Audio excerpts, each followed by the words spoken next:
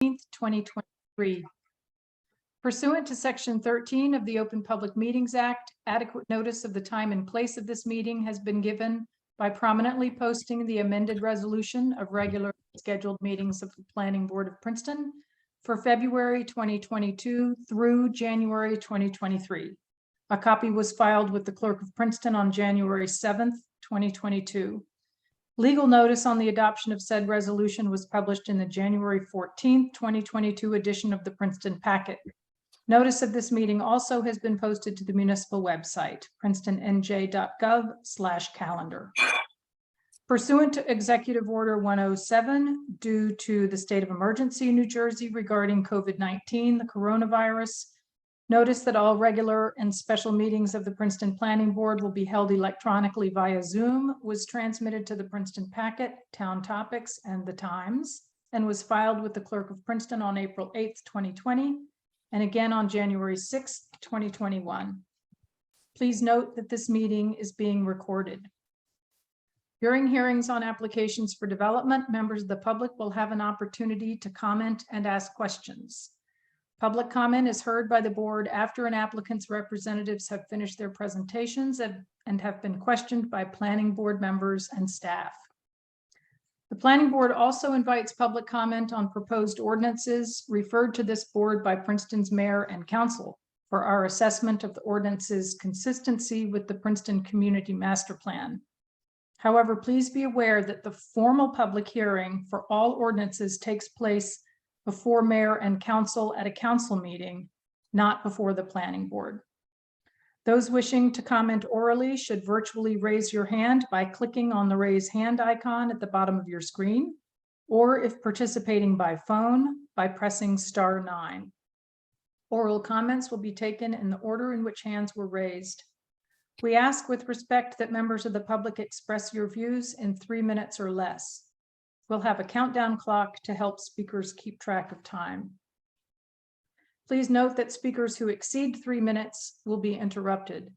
Inappropriate public comment containing obscenity, hate speech, or relating to matters not before the board will be muted. Ms. Phillip, will you call the roll, please? Yes, certainly. Mr. Chow, Here. Mr. Cohen,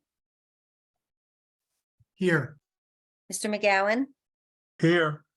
Mr. O'Donnell, Here. Mr. Quinn, Here. Ms. Sachs, Mr. Taylor,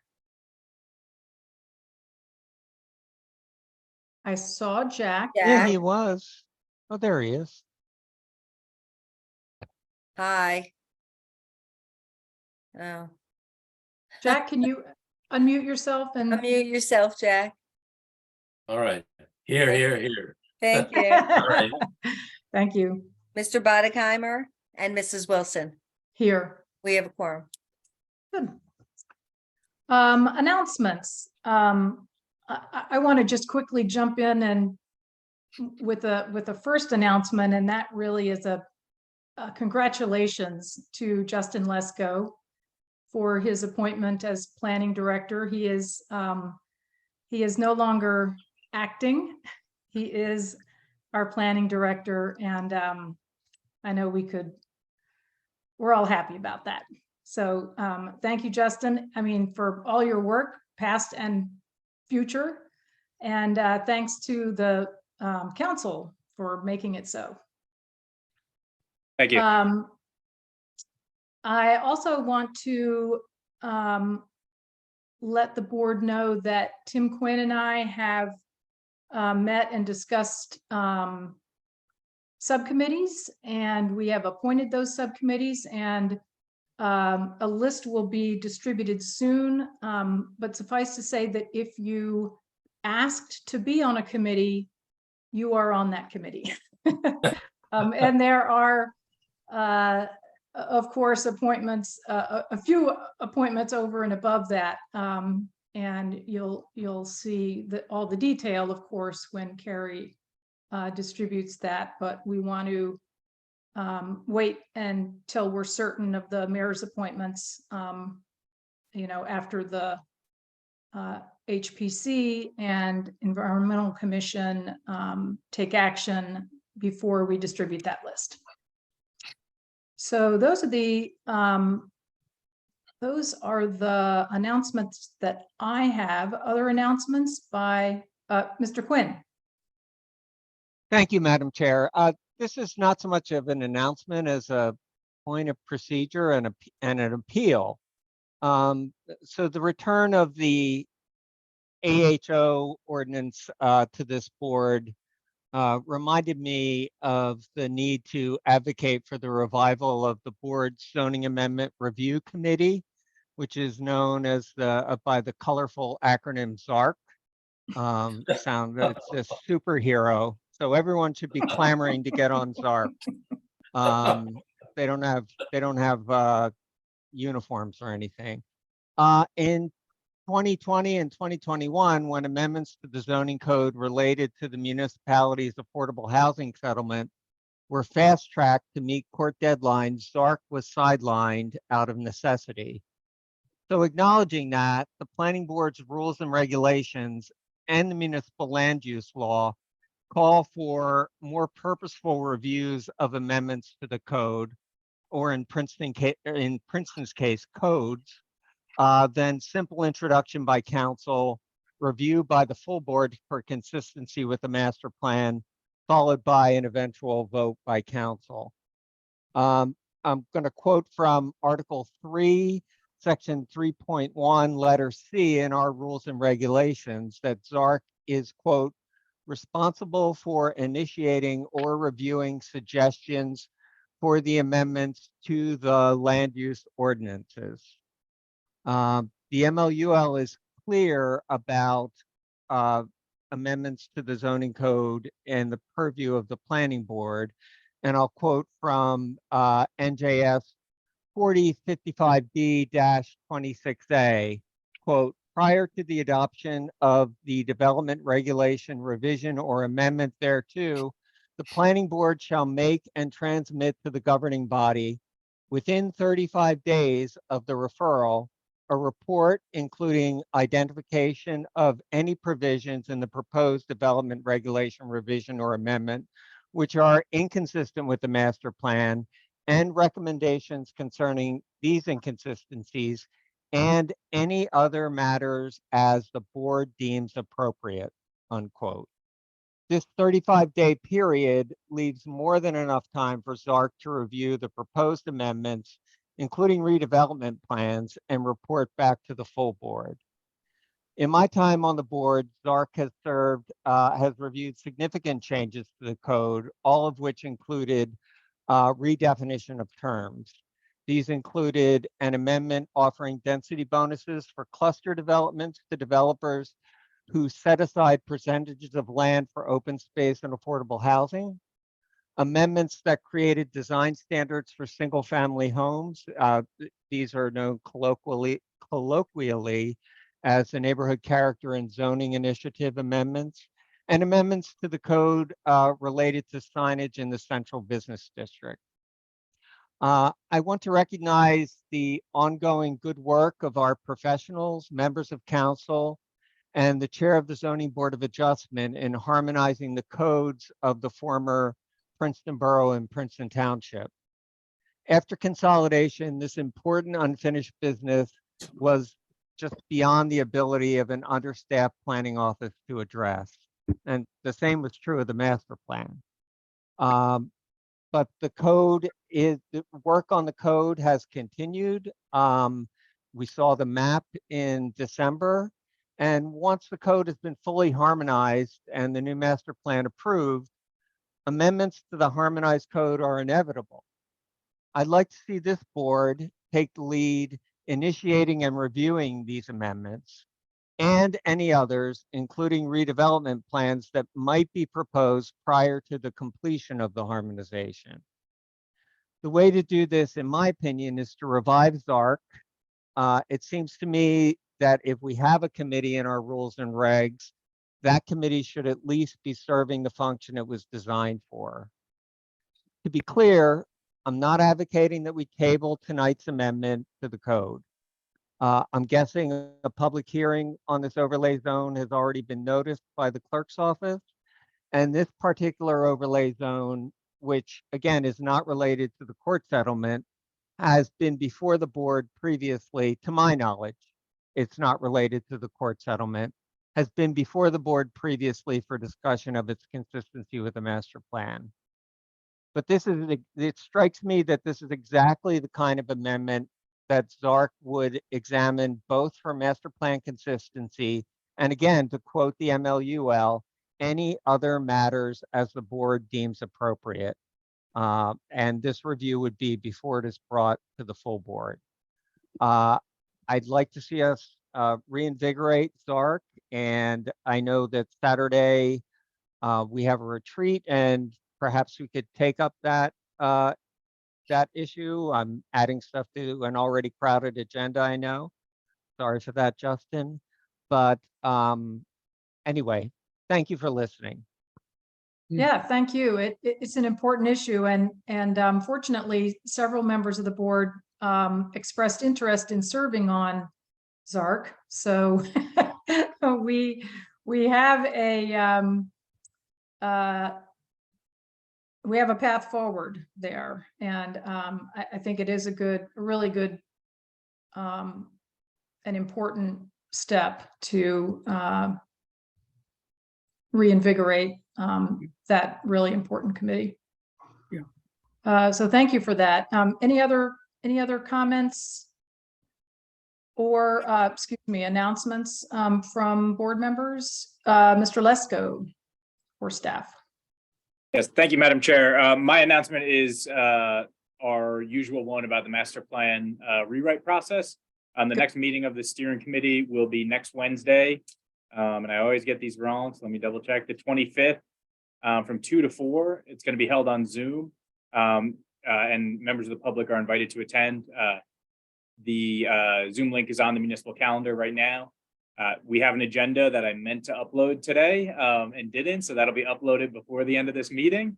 And what the Master Plan Steering Committee will be discussing on Wednesday is the results of the open house, the survey, community visioning survey we had, and the economic analysis that's part of the master plan, as well as our next steps going forward. As we, we're definitely over the halfway point of this process, but there's still a real lot of work to be done.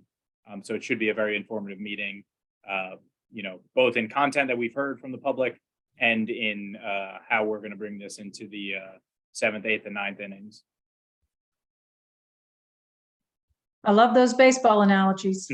Tim Quinn? As do I. Justin, I wonder if the reports that are going to be presented to the steering committee, have they been uploaded to the engagement hub yet? Or I'm unsure whether the steering committee will review and then they'll be on the engagement hub. I know that there's great interest in the community to see those reports. Yeah, right now they're in draft form, so they'll probably most likely be on after this meeting. I sent an email earlier today of all the comments and changes I would like made to one of them, or at least to be discussed, to be made. So I think we're going to have the steering committee, have an opportunity to say that doesn't make any sense, or you're not including this, and then we send it back to the consultants to finish before it ends up in the master plan. And before that, the final document will end up on the engagement hub. That's great, and thank you for doing the math. I noticed in your comments that a lot of them referenced what seemed to be numbers that didn't add up. So thank you for that. Yeah.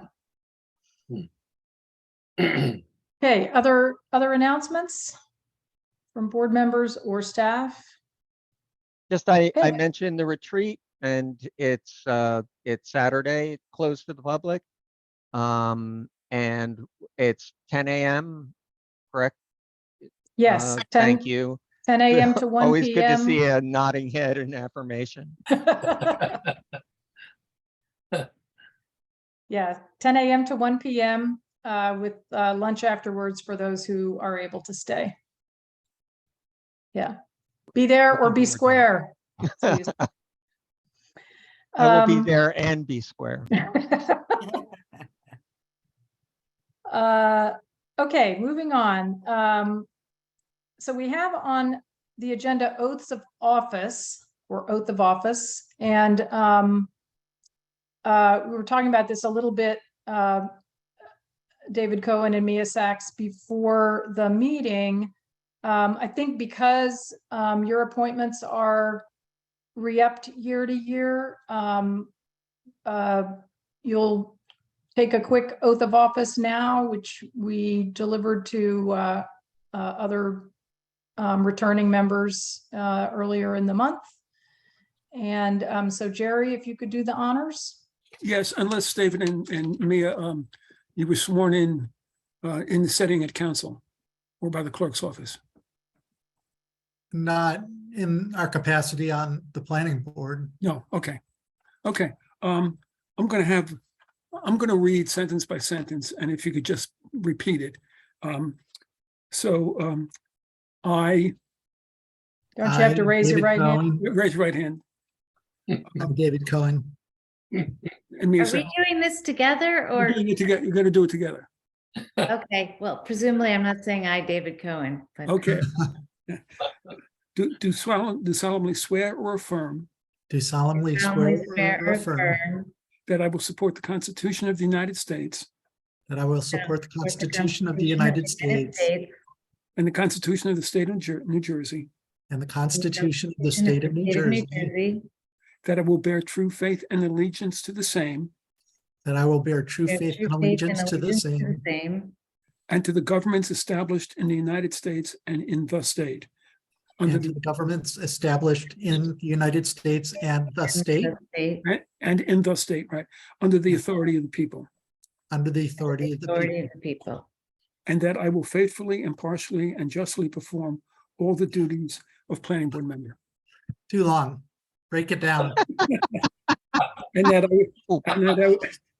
I will faithfully, impartially, and justly That I will I will faithfully, faithfully impartially, and justly perform all the duties of planning board member perform all the duties of planning board member according to the best of my ability. according to the best of my ability. Okay, so you've been sworn in. Congratulations, and good having you back. Thank you. Great to have you back. I'm sorry about the conflict on your reorganization day. Really is good to see you back on my Zoom screen. Subcommittee reports. Do we have any subcommittee reports tonight? Not that I'm aware of. I think that we Okay. put that in there just for the site plan committee if need be, but Okay, it has not been held yet. all right. Minutes. We have minutes from a regular meeting of June 16th, 2022. Any comments or suggested edits, Mr. Cohen? No, I was just going to move the minutes, move approval. The minutes have been moved by Mr. Cohen. Is there a second? Second, Seconded by Mr. Taylor. Thank you. All in favor, please say aye. aye. Aye. Any opposed? Thank you. Next, we have 3 findings of fact and conclusions of law. The first is CRX Associates. This is a major site plan at 7074 Witherspoon Street. Block 20.04, lot 52. It's file number P 2222-212P. I noticed a typo. I don't have any substantive change, but on page 13, there's a phrase typing up space, which I believe is meant to be tying up space. It's a reference to parking. Right. Is that in the very last paragraph before the accordingly paragraph? I don't think so. I thought it was earlier. Yeah, right, it's at the top of the page. Yeah. Yeah, okay, thank you very much. Any other corrections or edits for these, excuse me, for that resolution? And if not, would someone like to move it? So moved. Moved by Mr. McGowan, seconded by Mr. Cohen. Ms. Phillip, will you call the roll, please? Mr. Chow, Yes. Mr. Cohen, Yes. Mr. McGowan, Yes. Mr. Quinn, Yes. Ms. Sachs. Yes. Oh, I'm sorry. Jack, you were not there that day. Could I have another person second the meeting? I'm sorry, meeting minutes. I'll second it. Mr. Chow, seconded by Mr. Chow. Thank Yeah, you. Thanks, Phil. Oh, no. I'm sorry, I was confusing it with the minutes. I'm sorry. And Mrs. Wilson. Yes. So does that mean the minutes of this meeting will reflect a second by Mr. Taylor or by Mr. Chow? No, Mr. Taylor had seconded the minutes from June 16th, so I'm sorry about that. He was just present. He was not present. I have a first by Mr. Okay. McGowan and a second by Mr. Cohen, so that was my apologies. I got the. Right. Okay, great. Good, So thank you. Motion carried. Thank you. The next resolution is Jeffrey Siegel. This was a minor site plan with variances at 90 Nassau Street, block 20.01, lot 38. This was file P 2222-253 PM. This was from November of 2022. Are there any concerns or suggested edits? And if not, would someone like to move this? I'll move it. Mr. I'll- Cohen moved the second. resolution. Mr. O'Donnell seconds. Thank you both. Carrie, would you call the roll, please? Mr. Chow, Yes. Mr. Cohen, Yes. Mr. O'Donnell, Yes. Mr. Quinn, Yes. Ms. Sachs, Yes. Mr. Taylor, Yes. Mrs. Wilson. Yes. Do I get a vote? I Um, have you down as voting against Siegel, so you do not get a Oh, vote. okay. on the No, resolution. okay. Got it. Okay. Great. Good. So the third resolution is BL Development Manager. This is a minor site plan with variances at 775 Mount Lucas Road, block 2802, lot 3. This is file number P 2222-243 PM. And we received some suggested some edits suggested based on a really good comment from Mr. Cohen. Do we want to just quickly summarize what that was in case people did not get the new wording and aren't familiar? Or I mean, everybody got it, but it was just in the last day. Yeah. David, you want to do that or you want me to? Yeah, I'll summarize it. Basically, the comment had to do with the justification for variance D, which was the height of the directional sign, the wayfinding sign on the property. And I just asked for some more detail reflecting what I recalled from the meeting, which was the topography of the roadway made it difficult to see a 30-inch tall sign, and that was the justification for making it 54 inches instead of the 30 inches required by our ordinance. So Jerry drafted up some language reflecting that concern of mine, and that's what you all received. And by roadway, you're referring to the driveway, are you not? Yes, Yes, the yes. driveway to the property, not Mount Lucas Road. Right. Okay, so with that amendment would someone like to move this resolution? I'll move approval as amended by Mr. Cohen's comments. Great. Moved by Mr. Quinn, seconded by Mr. Cohen. Ms. Phillip, will you call the roll, please? Mr. Chow, Yes. Mr. Cohen, Yes. Mr. McGowan, Yes. Mr. O'Donnell, Yes. Mr. Quinn, Yes. Ms. Sacks, Yes. Mr. Taylor, Yes. Mrs. Wilson. Yes, Motion carried. thank you. Next up, we have a discussion of an ordinance referral, and I am recused. I want the board to know. I live within 200 feet of the zone that this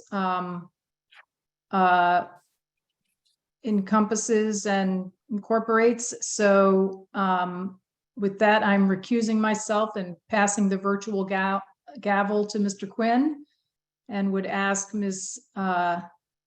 Phillip to move me into the attendees room.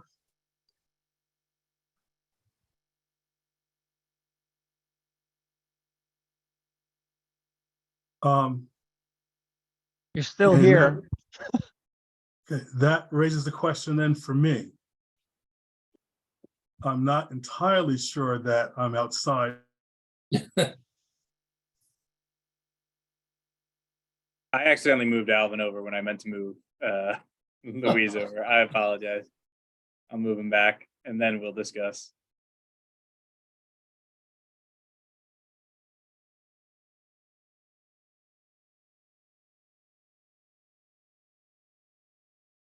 Well, Justin, was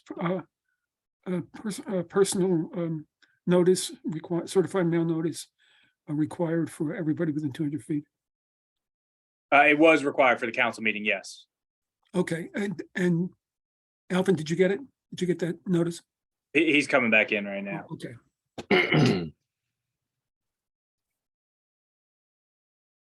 There he is. Alvin?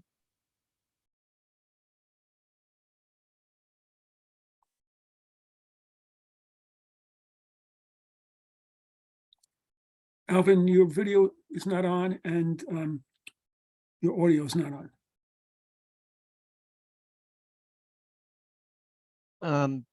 Should we proceed under the, oh.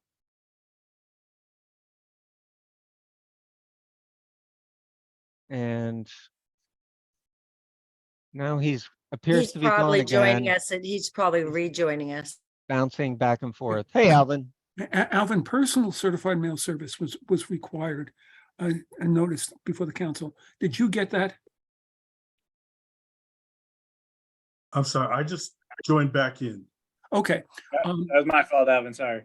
On Alright. this on this ordinance, when council introduced, certified mail notice was required to be served on everybody within 200 feet of the property being rezoned. Did you get that? I did not. Okay, that means you're not within 200 feet. Okay, Yeah, it looks like you're much further. I just mapped it. okay. All right, so let's proceed with our discussion. This is a discussion of ordinance referral 2023-02, the AHO 7 zone affordable housing overlay 7 district. Mr. Lesko, would you like to walk us through highlights of your report? Then we'll have board discussion, and then members of the public will be invited to comment. Yes, thank you, Vice Chair. Good evening, planning board members and members of the public. As we've heard already tonight, this is consistency for the master plan with the master plan for the proposed ordinance 2023-02. Public hearings Monday at council. That's going to be in person or on Zoom. And your task tonight is to determine if it is consistent with the master plan. Then I will write a memo with that determination and any questions or anything you want to add to the council for their meeting on Monday. I'll turn that around very quick. So if there's anything you have, I'll take notes on that. I have a map I want to show in a minute that I included in that packet. I'm going to summarize my memo, but I will probably jump around from that in a way that I think makes sense. In summary, the ordinance proposes the Affordable Housing Overlay 7 zoning overlay. And there's also a change in there of the definition of attic and an addition of a definition of half story. So I'll get to all that. There was a similar ordinance introduced in August 2021 at council, and it was heard by the planning board for consistency with the master plan in September 2021. So this might seem familiar. At that time, the planning board did find it consistent with the master plan, but then no further action was taken by the council. It expired at the end of the calendar year of 2021. There are a few differences from that ordinance. There's actually a somewhat major difference in that this ordinance in front of you involves fewer properties than that other one. And it has some minor changes that I outlined in my memo. The previous ordinance went from Valley Road to Green Street, mostly on both sides of the street. And I'll show with that map what this one, the geographic area. Those proposed definitions of attic and half story weren't included in that one either. So first I want to speak to what this ordinance would do. Similar to the other overlays that, by now you've seen two in the AH01 overlay zone on North Tulane Street, and another one in that overlay zone on 195 Nassau. There's the AH02 in Jugtown, and a few others to get us to 7 here. This one would incentivize redevelopment, mostly on Witherspoon Street, with a few properties on side streets. And that redevelopment would be comprised of ground floor commercial with upper story apartments. And those apartments would be required to include a 20% affordable unit set aside, rounded up to the next whole apartment. Additionally, residential could be kept where it currently exists on the ground floor, and it could be added on the ground floor in new construction. The regulations in this ordinance proposed for the overlay zone include a maximum height of 3.5 stories and 45 feet. The previous one that you saw didn't, or the other AHO ones don't have the maximum height of 3.5 stories. They have a minimum height of 2.5 stories. So that was included in my memo, a little clunky, but the height is the same as 45 feet. Multiple buildings per lot are permitted under this overlay. The maximum impervious coverage would be 90%. Setbacks are 0 feet to the front or side yard and 15 foot to the rear. But there is also a requirement for a 15-foot landscape buffer to any residential zone.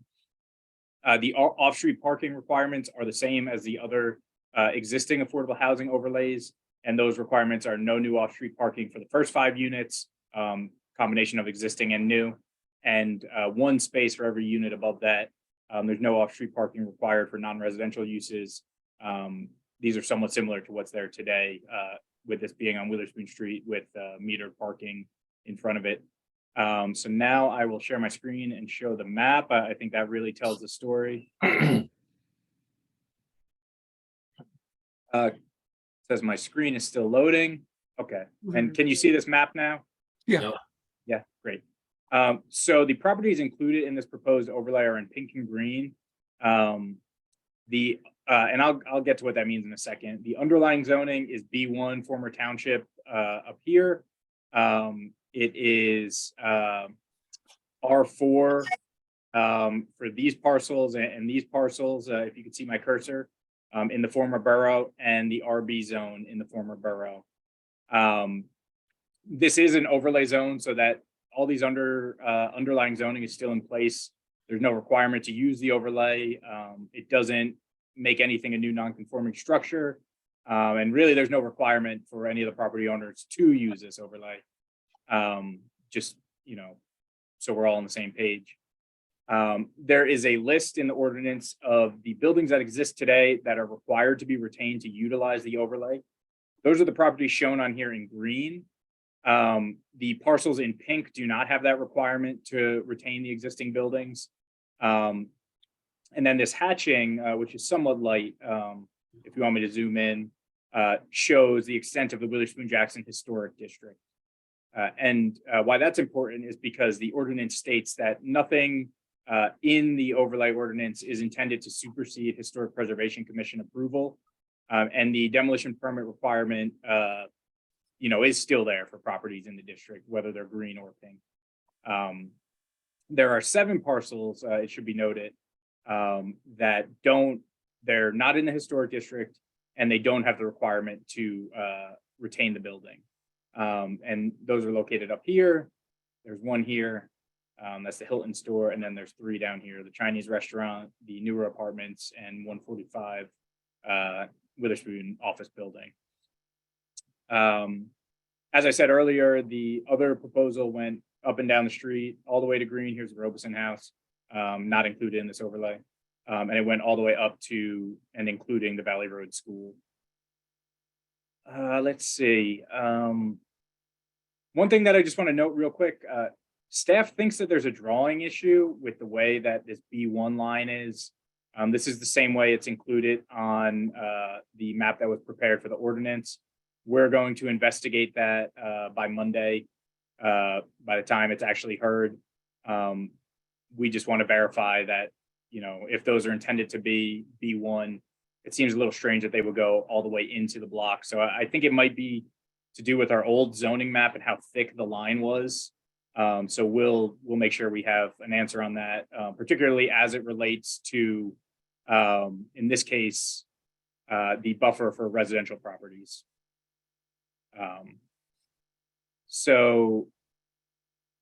That being said, the other thing I just want to touch upon is are the new definitions that are proposed here. First is adding a definition of half story. We refer to it in the other AHOs, but we don't have a definition. And it is an attic with a floor area no greater than 50% of the floor below. You can see in this figure 1. And then there's an amendment to the attic definition, which adds in this last line about the spring point of a pitched roof shall be no greater than 5 feet above the finished floor level of the attic. And then it refers to figure 1. One thing I'll just note about this is there's no requirement that the structure looks this way. So I don't want this to be misleading. You know, it could be towards the back, it could be in the middle. It's just 50% of what's below. So in my memo, I mentioned that I reviewed the master plan and I found this ordinance to be consistent with it. The master plan mentions the need for more housing overall and affordable housing, and a need for a variety of housing types, including middle income ones, not just kind of large lot, single family development, as we see throughout a good amount of the town, including, you know, most, if not all, of the former township. It also mentions the need for you know, better use of land that's underutilized, including things like the gravel lots or you know, areas behind these buildings. It speaks to a proper balance between new residential development, non-residential development, an economically healthy downtown, and existing neighborhoods, being respectful to them. And it allows for new, this ordinance allows for new housing opportunities in the center of town, near transit, near employment centers, and where infrastructure currently exists. And just lastly, there may be questions that you hear tonight from members of the public or among yourself, or a discussion just about the height allowed, the maximum impervious allowed, any stormwater concerns, you know, parking, of course, always comes up, and how it was decided which buildings would be retained. So staff is here to answer any questions you might have. Thank you, Mr. Lesko. Any of our other professionals would like to speak to this overlay ordinance? Comments from board members or questions?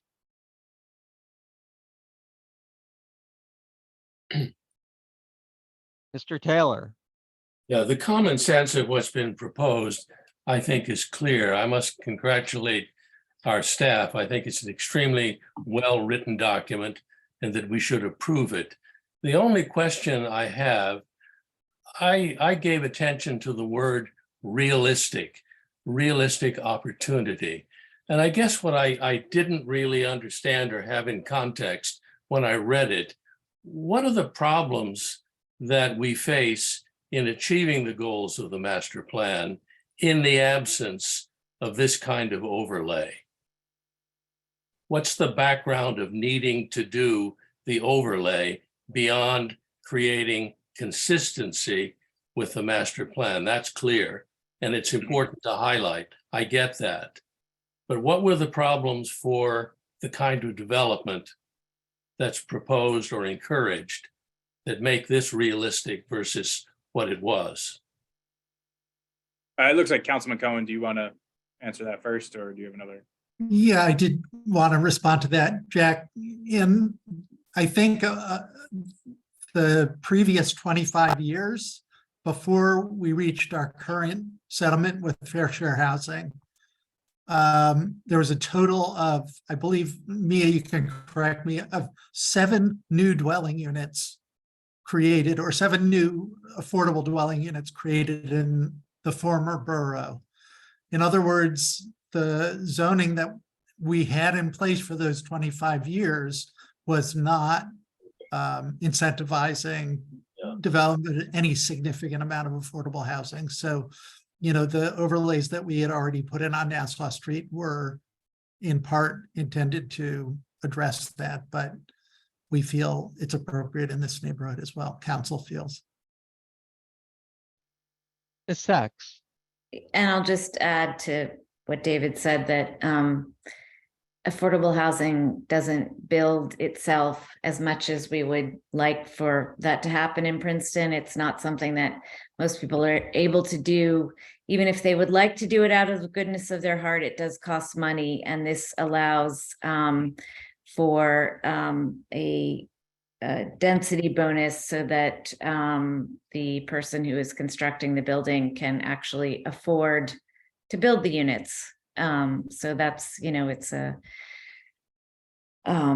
basic law of how things get built. So, which is where, you know, what we had in this town for a long time, which was an ordinance which, you know, expressed the need for affordable housing and allowed it to be built, but didn't address the underlying economic realities of how it gets built. So, Thank you. Did that answer your question, Mr. Taylor? Yeah, it does. Well taken. Thank you. Mr. O'Donnell. Thank you. I actually have a procedural question that I'd like to hold off until after the board has its discussion, so I'll defer to Mr. McGowan. Mr. McGowan. I think I may have several questions. First, I want to, and a lot of it's clarification. Did I hear that this could also apply to ground floors too? Yes, You could that's have- correct. You could have the whole building. That's other words, correct. You said multiple buildings? Mhm. I don't understand. So theoretically, you could have, you know, a building in the front, and if you have a big backyard or parking area, you could have an ADU, you could have 2 ADUs. There's no kind of requirement of 1 building per lot, as there often are with other zones. Okay, that doesn't necessarily go to what I call Mount Laurel affordable housing. I mean, there are other ways to achieve it, but that's not necessarily Mount Laurel affordable housing with what you just mentioned. Mhm. You am I right?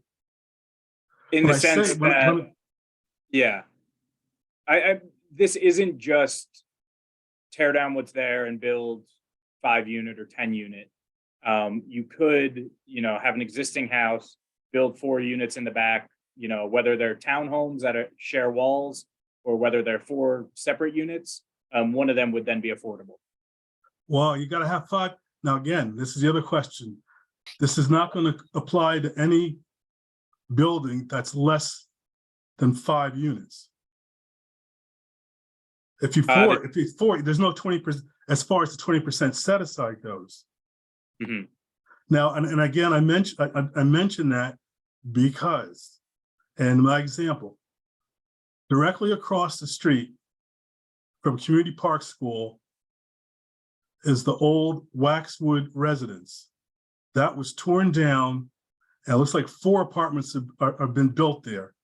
None of them qualify for the 20% set aside. Or I certainly haven't heard anything about any of them being qualifying for the 20% set aside. I don't know. I'm just saying again, this goes more to, this seems to be a little more limited than one might first imagine, whether, as far as providing affordable housing. But my other comment, and I thought my other comment in too now, we had the 20%, we had a big discussion over the 20% set aside. And the fact that it was, as written, it was illegal. And I think the reason essentially was, if the town did this on its own, essentially it was a taking, and you couldn't do that without, it's a taking without compensation. Now, I just heard Councilwoman Sachs mention that there's a density bonus in this. Is that the case, that there is a density bonus is being offered? Because if there's a density bonus being offered, I've always thought the 20% set aside operated independent of any other. So I just wanted to What is say it that, else? Alvin, we had this exact identical verbatim conversation the previous time that we heard and passed this overlay. And you had the same questions. And I think we brought, I can't remember whether we had the affordable housing attorney there, but I just, in terms of the questions about Mount Laurel and the set aside, as you know, this is all according to state statute, and their Fair Share has reviewed the affordable housing overlay ordinances. They were discussed in court, and the methodology was approved by Judge Jacobson. So Excuse me, nobody here Councilwoman Sachs. I have the issue. I raised the issue. I've thought about it, and you can repeat what the solution was, but I'm raising the issue, and I have every right to do that. Absolutely. It's just, we don't have the how you quantify the affordables according to Mount Laurel is very technical. And so I do think, and I have recommended this before, when we have these discussions, we should bring, an affordable housing attorney with us and not just rely on the land use attorneys to address this sort of question. Well, no. Again, Miss Sachs, it's, we know what's going on here. If you want a 20% set aside, that's to be 20% of whatever number of units. And it's a minimum, and it's got to be a minimum of 5 units. Otherwise, this doesn't apply. David? Yeah, I just wanted to acknowledge, I believe Alvin is correct that if it's less than 5 units, the set aside does not apply.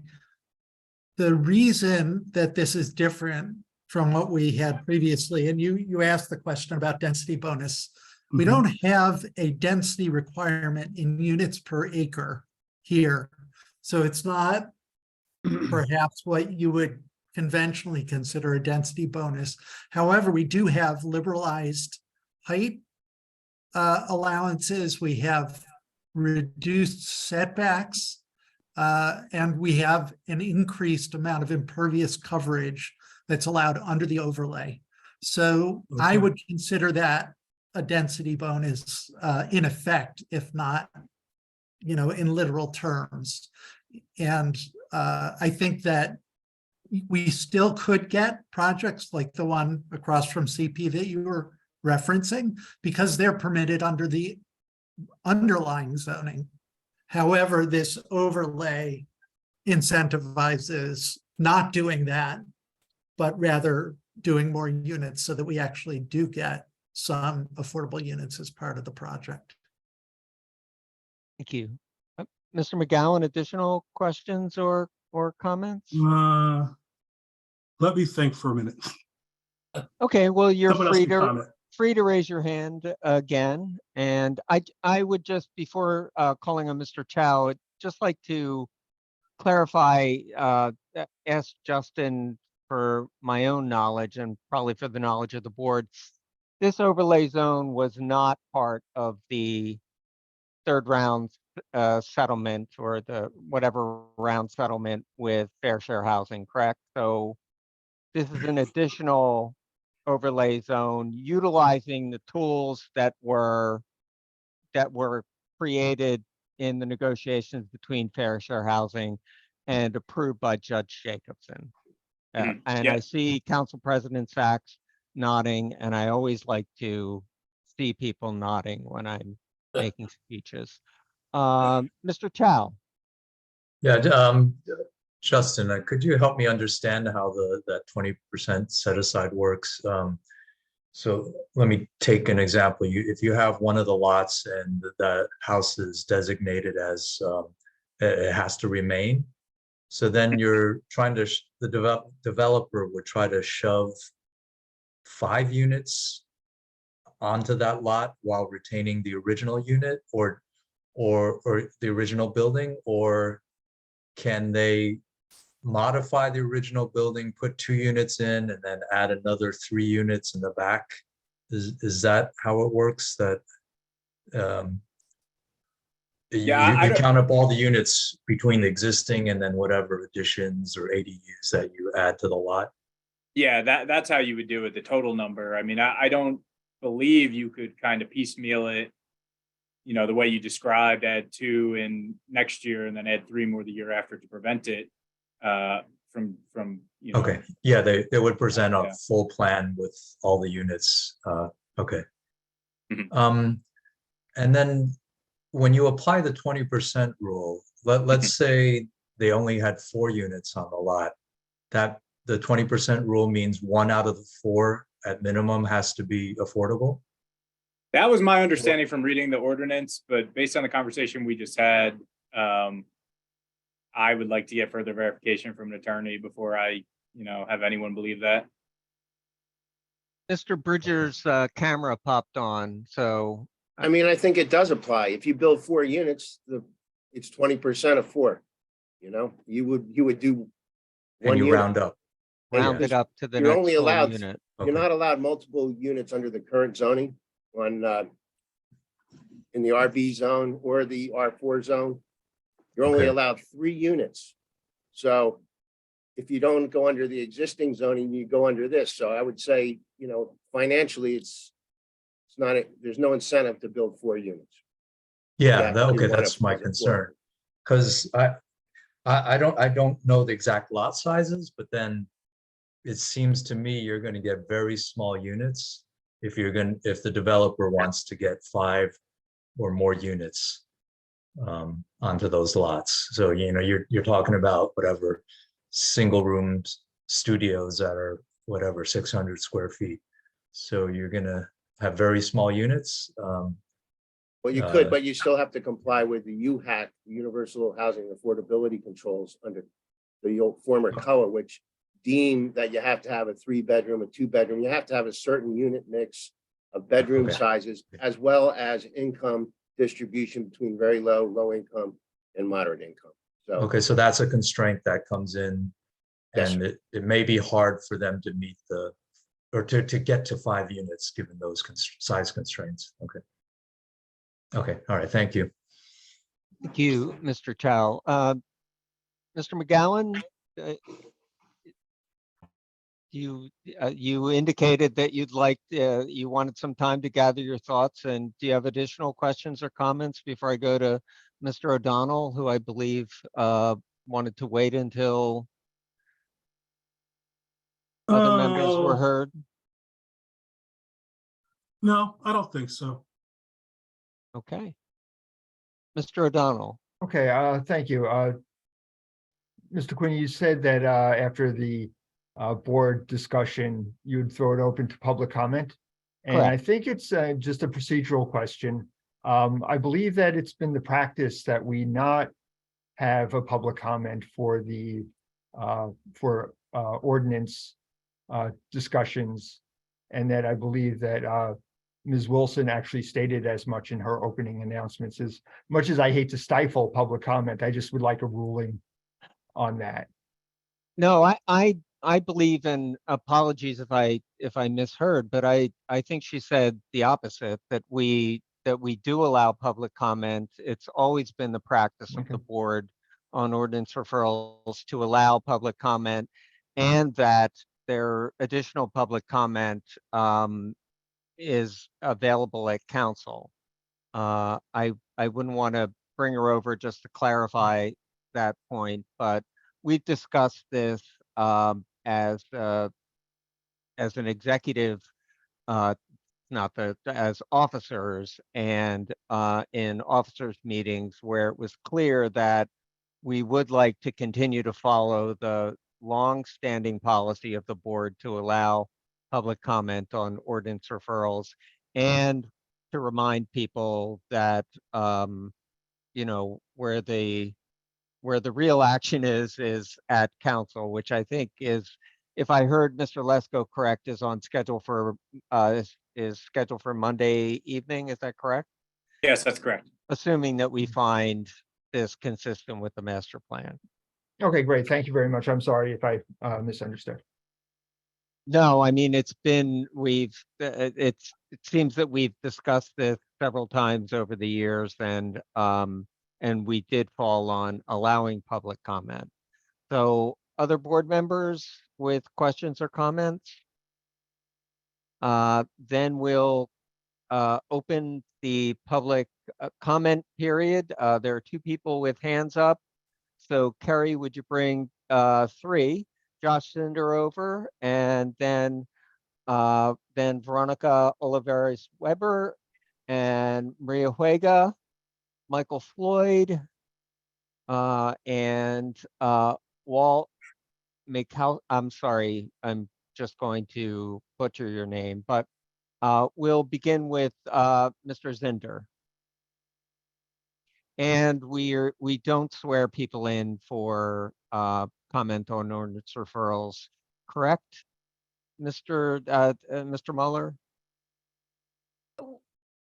We don't swear anybody in. I know that for sure, but Ms. Kim also raised her hand. I don't know if you want to start with her. Well, we opened the public portion, and sure. So Elizabeth? We'll start with you, Ms. Kim. Thank you, Mr. Vice Chair. Yes, I was waiting for the board to finish before I raised my hand. I just want to let the planning board know that the Historic Preservation Commission completely supports the goal of the Princeton Master Plan to provide a mix of housing stock in this area. Not only in the other historic districts, but also this one along Witherspoon Street. However, there are a few questions that I have with this ordinance. One is the map that Justin had showed, the overlay.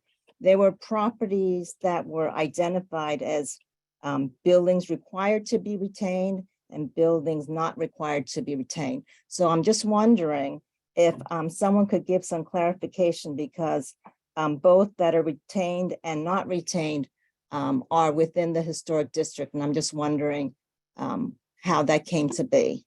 And then I can ask all the questions, or I can do it one at a time.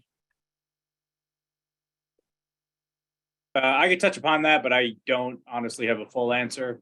My understanding is that first ordinance, you, Ms. Kim, and Jim Purcell put together the list, and then it was pared down by my predecessor and Councilman Cohen. That's the best I got. And I'll just chime in that my understanding was that the properties that were left out for preservation were ones that were in the report when the district was created, were deemed to be not contributing properties in the historic district. I think that was the rationale for what was in and what was out. And, if we got any of those wrong, we're open to modifying the list. I did look at the list, and I would say probably like 10 of them are considered contributing according to Weiss Preservation's report. Obviously, one of them is the AME Church and some other properties, but I'm happy to provide that list if whoever would like to look at it, or I could discuss it now, whichever the board wishes. Sure, let's have the discussion now. Okay, so the ones that I came across that were considered contributing within the designated Witherspoon Jackson Historic District was 172 Witherspoon Street, which is the AME Church. 144 and 150 also. There are two different sheets there. So part of it says contributing, another one doesn't. So when I look at both of them, the two properties should be contributing. There's also 254 Witherspoon Street. There's 12 Lee Avenue, 14 Lee, 276 Witherspoon, 282, 284 Witherspoon, 288 Witherspoon, 8 Birch, and 12 Birch Ave. There are also two properties which are outside the district, which were part of the report. However, the geographic limits that were designated for the district did exclude them. There were 3 that were part of the Princeton packet. 2 of those 3 were part of the contributing. That was 292, 294. So that's kind of a different conversation. So your recommendation is then that the ordinance should be changed to reflect what are the contributing properties that you identified, Ms. Kim? So there's a second part of my question. So one of them is that there's a list that states that these properties, the buildings on these buildings should be retained. However, there is somewhere else within the ordinance that states, however, the procedure for historic preservation should continue. I guess the question I have is, if the ordinance says these are to be retained, it almost makes it imply that the other ones don't necessarily have to, even though they might not be classified as contributing. So I guess the concern I have is there an opportunity with a wedge to have an applicant or a builder come and say, well, you know, it wasn't really clear. On one hand, it says it doesn't have to be retained, but on the other hand, it says, well, you know, follow the HPC regulations. So it was a little bit unclear to me, the way that it's set up with the map and then the wording within the ordinance. Council President Sachs. I'm really disappointed because this ordinance has now been going on for 2 years. Councilman Cohen went site by site and spent many, many hours with the previous planner going over every single site. I know there's been enormous discussion about the sites with the staff, and I don't know why. And Justin, maybe you can, I don't understand why this question is coming up now, given how much discussion has occurred between attorneys and staff, and presumably, Elizabeth, you're a member of the planning department. I don't know why this ordinance is here, if these discussions, given all the discussions that have taken place, why this is coming up now. I would be interested to hear from anyone an explanation. I mean, David, you've gone building by building. Can you explain this? Or can someone, Justin, why this discussion hasn't taken place internally and why we're just sitting here? Sure, I could address that. I think it was because, you know, this is ordinance number 2 of this year. I know we've been working on it now for 3 years. But in the time crunch from the holidays where we came back on January 3rd, this being introduced on January 9th for 2 weeks later, you know, we're reviewing it. I wrote this memo as I could up until Sunday night, and I've been continuing to do work on it. You know, we're reviewing it in real time. and trying to make It sense was of it. postponed. I mean, it was supposed to be brought at the end of last year, and I don't know if Mr. Bridger can speak to this. You know, it was supposedly ready to go many months ago, and then it was postponed to the beginning of the year because of the crunch at the end of the year. So this is not new. So if David and Derek, if you can, I know that there's been, I have not been directly involved. I just know that there's been a tremendous amount of discussion about every single site that was in this ordinance with, particular care taken to make sure that, and I remember hearing there was some discussion of the AME church, and if I remember correctly, it was, I don't remember what the discussion was, but if I know that there have been many discussions, and so perhaps Derek, if you and David could elaborate what the rationale was for what was and wasn't included, because it's not random. And if I could jump in before that, I think I might have been the one that pointed out the AME church. So I did go parcel by parcel. I don't remember exactly what happened, 4 or 5 months ago when this looked like it was getting ready to go. But conversations were had, they just weren't necessarily had in terms of contributing or non-contributing. And I just want to state, I mean, Justin, when you said that Jim and I put this list together, I actually looked at the list and I identified which ones were historic districts. And that was really, and I just kind of coordinated what the address was with the lot and block, but I was not necessarily involved with what was selected, what the delineation of this overlay was. And unfortunately, I really wasn't included with the discussion when the ordinance came through. So David, can you, I mean, if I remember that hearing something about the AME church was, the concern was that, I really don't remember. I just remember it being, I just know that these properties have, there's been a lot of discussion. So it'd be useful to hear what the rationale was or wasn't. I'm repeating myself now, but yeah. And I would just be repeating myself to say, I mean, I always viewed Michael as a strong advocate for historic preservation. And, as we walked through, there certainly were no sites where he and I disagreed, where he sort of said, this should be preserved. And I said, no, it shouldn't be preserved. I think I can't give you a site-by-site rundown, but my understanding was that the sites that were left out were not deemed contributing by the historic preservation report. And clearly that I'm wrong. I mean, my impression is incorrect based on what Elizabeth was just saying, so. I don't think you can forget that it's in a historic district. You can't just demolish a historic building. And I don't think the intent of the list was to prioritize one group of buildings over another group of buildings. I mean, there was consistent discussion. It's in a historic district, we're going to take the Historic Preservation Committee's guidance very seriously when we do look at these properties. So, I mean, it's not a hard science, I think it took place over several years.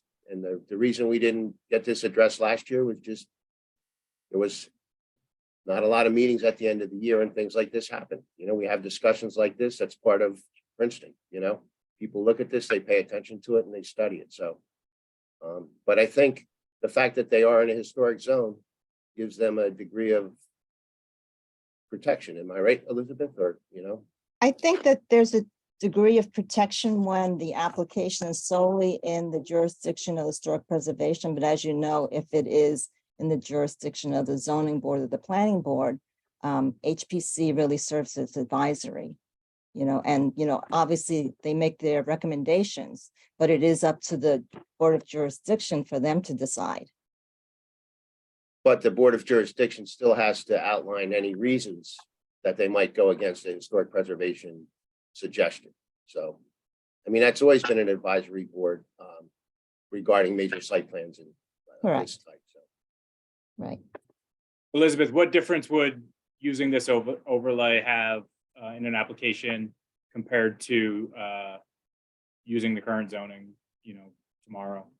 You mean, as far as the list of properties or just the overlay zone itself? Just procedurally. Procedurally, it would still be the same. Thank you. No, I mean, the application comes in, we determine what board of jurisdiction is in. If it does not, depending on what type of development, if it's not extensive, then obviously HPC could review it if it was residential. But obviously, if it's going to be housing, then it would have to go to one of the other boards. Mhm. Okay, so to that end, the pink properties without the buildings to be retained are the same today as they would be with this overlay. The green properties, you would not be able to use that overlay if you were to take the building down. So I mean, I see it as an extra degree of protection.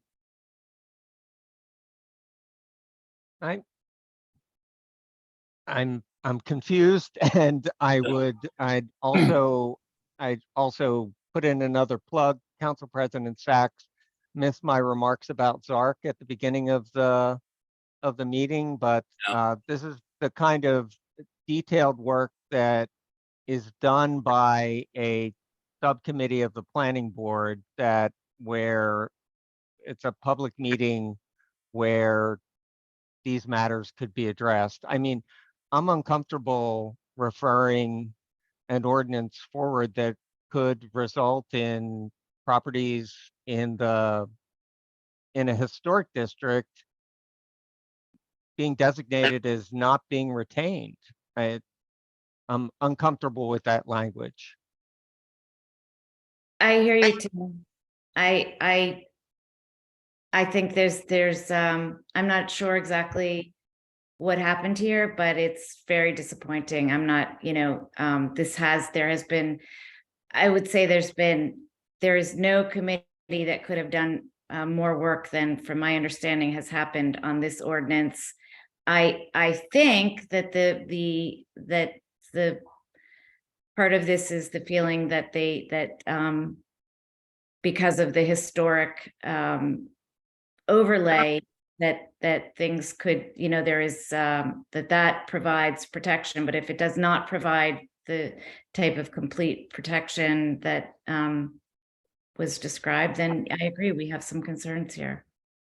I mean, I think things should not come to the planning board if they haven't been worked out internally, and there's staff within the planning office that haven't discussed this yet. So that's a problem. Thank you, Council President. I would, Mr. Chow has his hand up, and we're in a murky procedural situation here because we did formally open the public hearing. And so I would say I'll wait on my comment later. Okay, that from a procedural standpoint, while the public hearing is open, we should hear from members of the public and then have additional board discussion with the professionals afterward. Does that sound like a plan to everyone? Yes. Any affirmation would be very welcome at this point. Thank you. So we'll start with Mr. Zinder. If you could turn your camera on and yes, hello. You have 3 minutes. I think, are you going to be timekeeper at the bell, Justin? I can't really do that if I'm also on camera. Okay. So we might have to. I will do my best to keep time here. So please, Mr. Zinder. Hello, I'm Joshua Zinder. As many of you know, I'm an architect in town. I live at 142 Moore Street. I am also part of the ownership of multiple buildings that are within this zone, within this area, including my architectural office on Witherspoon Street. I would like to applaud everyone who was involved in bringing this back to planning and to council. A tremendous amount of work and extra effort took place, and I think everyone should be applauded. It's a creative plan to improve our affordable housing situation and to improve our community landscape. Just a couple of notes on some of the things that were said and points. So first, the Weiss report is flawed and should not be held up as perfect. We know they identified historic aspects of buildings that were not accurate and based on false data.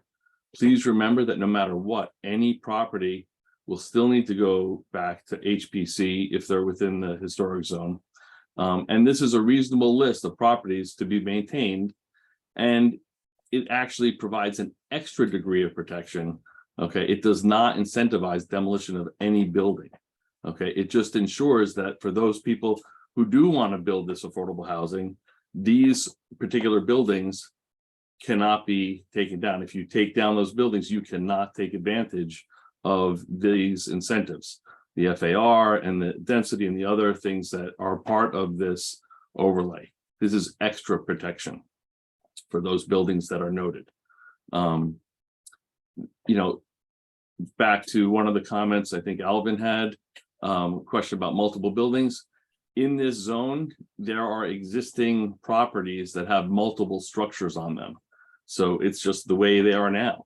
Whether or not there are more built in the future is you know, doesn't really matter so much. But and then if you do use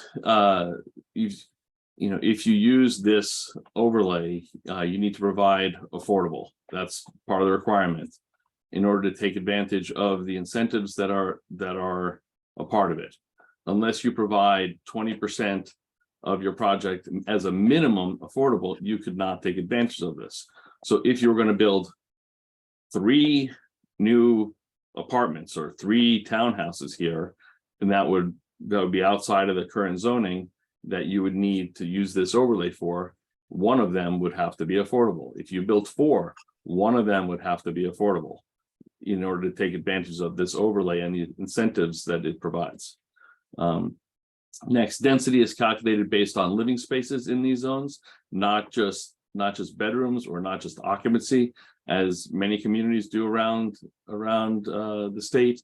So, you know, density bonus here doesn't necessarily mean the same thing that you might believe it to be. It doesn't mean more people per se. It does allow for more creative planning of apartments if you take that away. And then I had one question, and that's a clarification on the attic definition. It says 50% of the floor below. When that says 50%, is it code regulated height?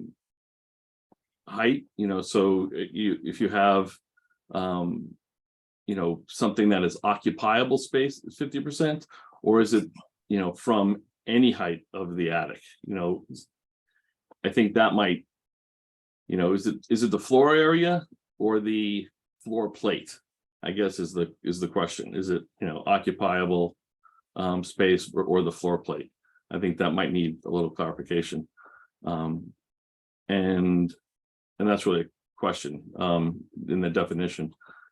And I would just say thank you for reviewing this, and I encourage your support of this ordinance at Town Council. Thank you. Thank you, Mr. Zender. Mr. Bridger, could you answer the question, or? I'll try. The ordinance doesn't have floor area ratio per se, but my thought on calculating the floor area of the half story or the attic would be to kind of utilize the existing floor area ratio definition, which calculates space above 5 feet. That's what I was thinking of how that would be calculated. Well, is it above 5 feet, or is it occupiable 6'8"? You know, so No, that's it's above 5 feet. 5 feet. Okay, thank you. I'm surprised an architect would go for the higher number. Well, I guess it's how we've been calculating it for years. So I know. Thank you, Mr. Zender.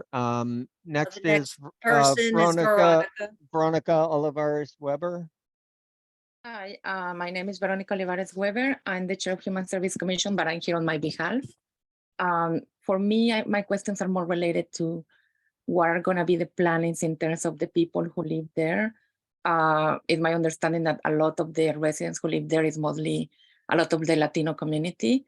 And my question will be mostly for the planning department, I know you have been making efforts in terms of having the master plan at the libraries to communicate with the community, but I have noticed that a lot of the people who live in that neighborhood, mostly the street where it's going to be the redevelopment, are not attending. So I don't know if they have been able to contact them directly. And my only other concern will be is the 20% of the affordable units will be priority for the people to go back to relocate to where they were living. A lot of the people who live there are families, and many of them are people who work in restaurants and they have 2 or 3 jobs. So the concern with the Latino community is how they're going to be able to afford to move, right? Where they're going to be relocated. They have children who go to the Princeton schools, right? That they have been growing up in this community.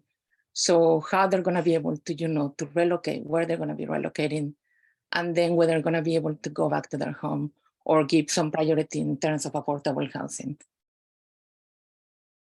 Sure, I could address that. So the process for this would be the ordinance would be passed, and then any sort of application would still go through our site plan review process, Historic Preservation Commission, then the planning board itself. So like I said earlier, there's no requirement to use it, but it will be used. It just won't be overnight if it is at some of those houses.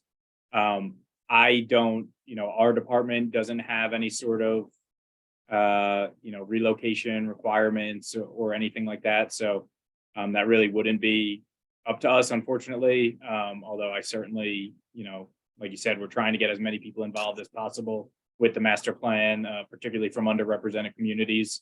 And then just the other part of your question about the priority, I don't believe the affordable units, I don't believe there's a mechanism to do that. Otherwise, it'd really be up to the property owner. If they were looking to utilize this and they have longstanding tenants that they want to keep that relationship with, they want to move them out, move them back in. As a human, that would be the best thing to do. But I don't think there's any mechanism, at least, our planning department can do for anything like that. Yeah, and the next question is if this is going to be approved, when are going to be notified and how long they're going to have until they, they find a home? Yeah, no. Conversations. Mm-hmm. No, that's a great point. The notice requirement, we have to follow the state law, which sends notice to the affected property owners of the subject properties or areas within 200 feet. So to some extent, a lot of those renters would not have gotten notice of this and probably will not get notice of any application that were to come back, by the state law, which is an inadequacy, in my opinion. So, yeah. To that end, I feel like I'm being the bearer of bad news right now, and I just want to be real with you. Okay. Is there any other effort that have been, in your side for the department to communicate with the residents, and do you have any data in terms of how many residents do we have there and so we have multi-houses, or not any data or that you know of? I have data just that I've done on the type of units, but I don't know about the occupancy status or who exactly it is. Okay. But the type of units, it's about 20 single family houses, 36 duplex units, so 18 duplexes, 2 3 or 4 unit apartments, 3 unit apartments, 10 businesses, and the 2 churches is my count. That probably doesn't answer your question directly, but that's kind of what we have on who's currently there or housing type. And in terms of the business owners, like, the Mexican store and, the other business that are in that area, have you had the conversation with them? We've not had the conversation with them through my department. I don't know if the council, to what extent they have. Okay, thank you. Thank you, Ms. Olivera-Swiffer. Thank you. Maria Maria Juega, Huega. and then Michael Floyd, and then Walt Makowski. Good evening, Maria Juega, resident of Grover Avenue. I would like to echo some of the concerns that Ms. Olivares has identified. In principle, I strongly support the concept of the affordable housing overlay and those that have already been done. And I very much in support of the concept. In this case, however, I do want to share some concerns because the nature of the existing housing in this particular area is already probably the most affordable area of town, and is largely occupied by low-income tenants who very likely will be displaced by any redevelopment, which it's clearly the intent here is to redevelop this area. So that I'm afraid is going to inevitably lead to the relocation of all these low-income tenants who, as has been pointed out, are mostly low-income workers who work in local businesses. My knowledge of the area also and of the community is that most of these tenants are in month-to-month leases or have no leases, no written leases. Therefore, they're very vulnerable to immediate relocation, or to be immediately forced to leave. But I am looking into this to see exactly what kind of protections they may be entitled to. But my question to the planning staff is whether any kind of, and this is probably going above and beyond, but I'm wondering if the board and council would consider the wisdom of doing some kind of impact report on the existing occupants of these units, because that's a very real concern. How many? What is going to be the net gain of affordable housing units? Do we have any kind of estimate and versus the existing situation? And what's going to happen to these tenants? I understand that this is probably beyond the purview of what we would normally do, but in this case, I think it might be something we might want to consider just because of the nature of this particular section of town. Also, the other question I have is whether these units will count towards the next Mount Laurel round or not. One last suggestion. I understand that Mr. Hillier, who is the owner of many of the units in this area, at one point in time suggested the idea of a single room occupancy building. And I'm just throwing this on the table. Would this be something that could be incorporated maybe as part of the ordinance or separately as a possibility, because this could be part of the solution of where some of these tenants could be relocated? Thank you very much for your time. Thank you, Ms. Vega. And Council President Sachs has her hand up, and I also believe that you asked Justin a question. So we'll defer to Council President Sachs first.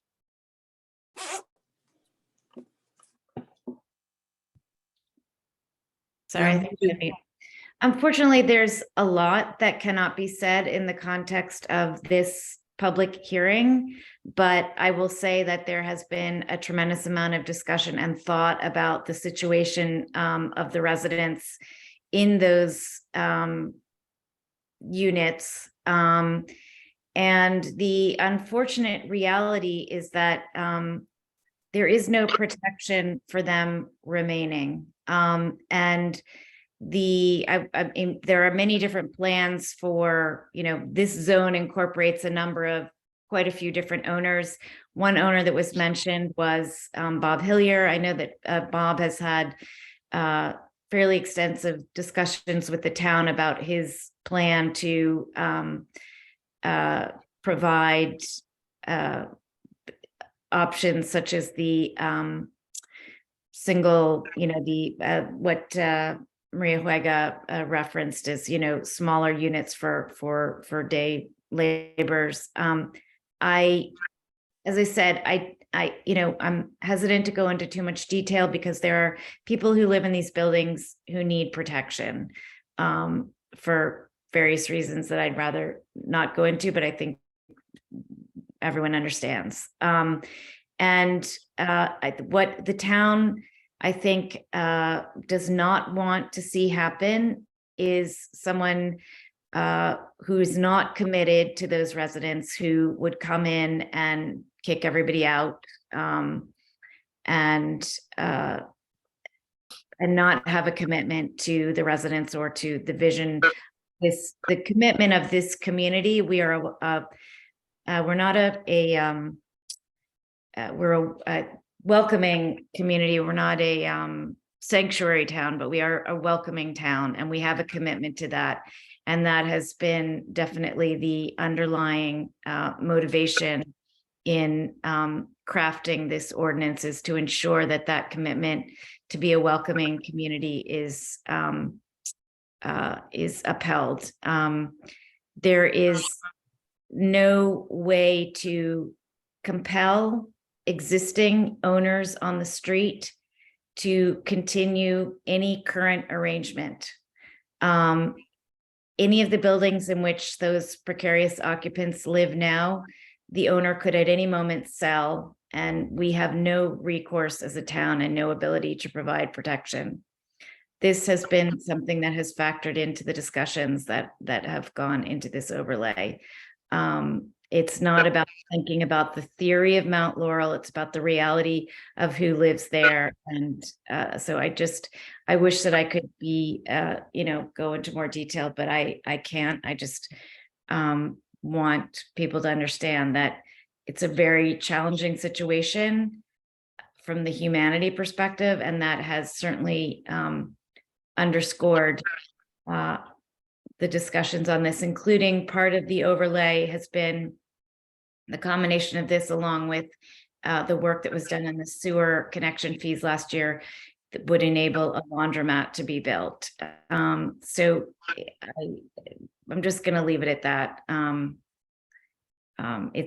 We have a very challenging situation on those few blocks, and the town is very aware of it. So, Thank you, Council President Sachs. Mr. Lesko, did you have any response to anything to add to what Ms. Huega addressed, points to the planning office? I don't think so, other than, if there was a thought for any sort of impact assessment or study or anything like that, that would really, we would have to be directed by council for anything like that. So I think these are germane comments on Monday, and we will certainly, do whatever we can. Great, thank you. Mr. Floyd. Yes, good evening. First, a couple comments related to other people's comments. As far as what Elizabeth Kim talked about, I'm a little leery of leaving nebulous language on some buildings should not be taken down, but it doesn't really clearly say the other. Developers and lawyers will look for loopholes and push the issue. Some will, not all. Next, I know Jacinda mentioned there's a lot of properties with multiple buildings. If you discount garages, I think that's an incorrect statement for most of the lots on the street. I do understand and hear the concern about existing tenants and affordable units.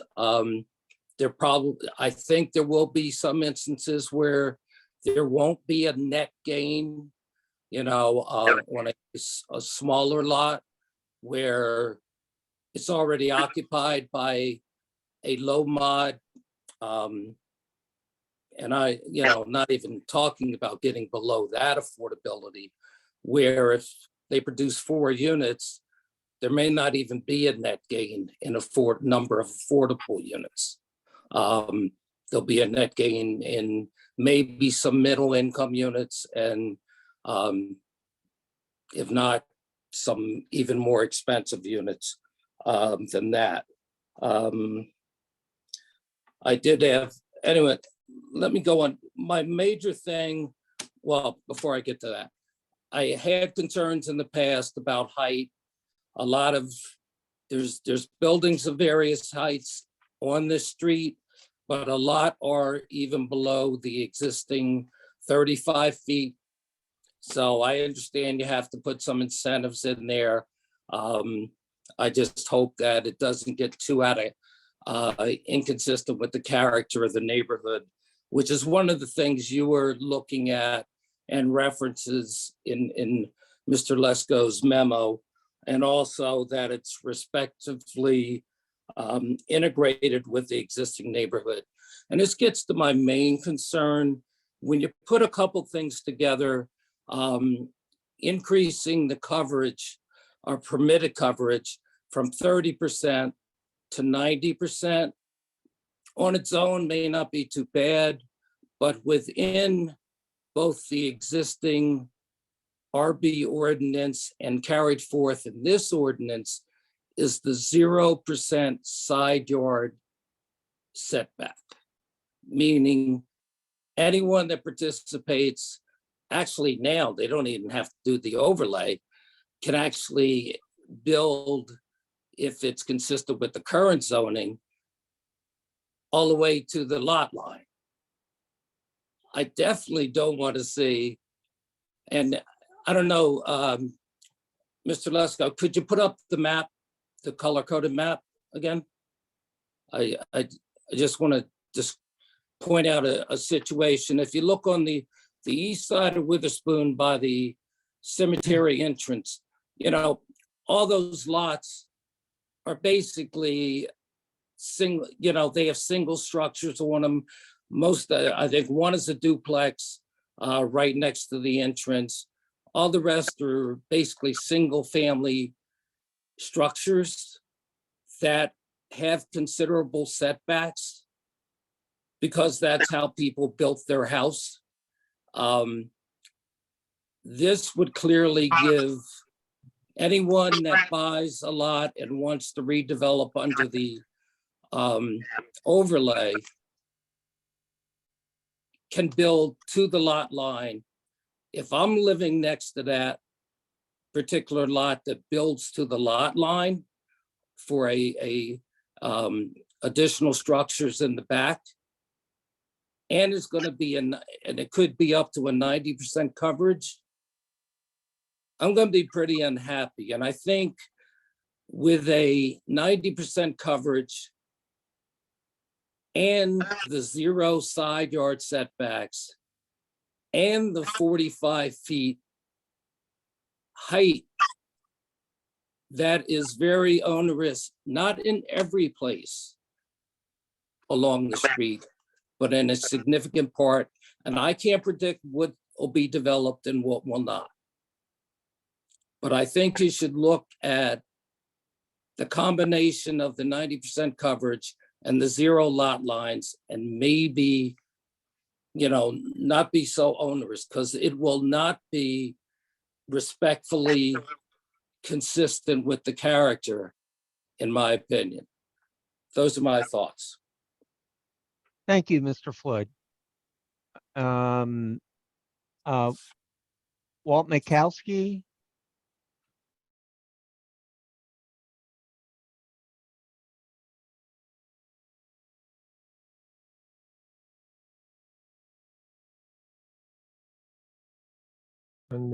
Can folks hear me? Yes, sir. Thank you. I'm a resident of the neighborhood. I've lived here about 40 years. My wife was born on John Street, just for some context. And I live right immediately adjacent to the proposed zone. The and I know the next meeting is probably more appropriate for certain types of comments, but the one thing in relationship to the master plan is, and it goes to the allowable 90% impervious coverage, is as you all know, Princeton is a tier 1 radon, which is the highest level of radon infiltration. Our particular house has had very, very high radon levels. And in our particular instance, and partly because of geography, is it's exacerbated by more runoff. When the groundwater goes up, our radon levels shoot through the roof, even though we have mitigation. I have 5 sump pumps. It's intense. So my question is in terms of the 90% coverage, is that consistent with the master plan, overall master plan intent for stormwater management, water quality, et cetera? And I would like to introduce a third component, it's that impact on radon on adjacent properties or on existing properties where you're trying to retain the building, but you may not choose to add a radon system if there's not one in there. So that's just my one comment on there. I want to follow up on some of the comments about the confusion with that list of principal building retention. There's at least 10, 12, and we didn't have enough time because we just got this list a couple of days ago because the certified mail went on over the holiday. So we're kind of at a disadvantage, but the big one that jumps, the 2 big ones that jump out at me are Mount Pisgah Church is not on the list that requires the principal building retention. And it undoubtedly is probably the most historic building, if not the most historic building in that whole overlay. So I think that list has to be redone, or just ditch the list and say we're following, all the properties have to follow. But right now it's really confusing to try to ascertain is why was Mount Pisgah not put on there? And also a property next to us, which is on the WISE report as a historic building, and it's really actually a beautiful building, and it's not on the list, and it seems inexplicable. So that's just a general comment.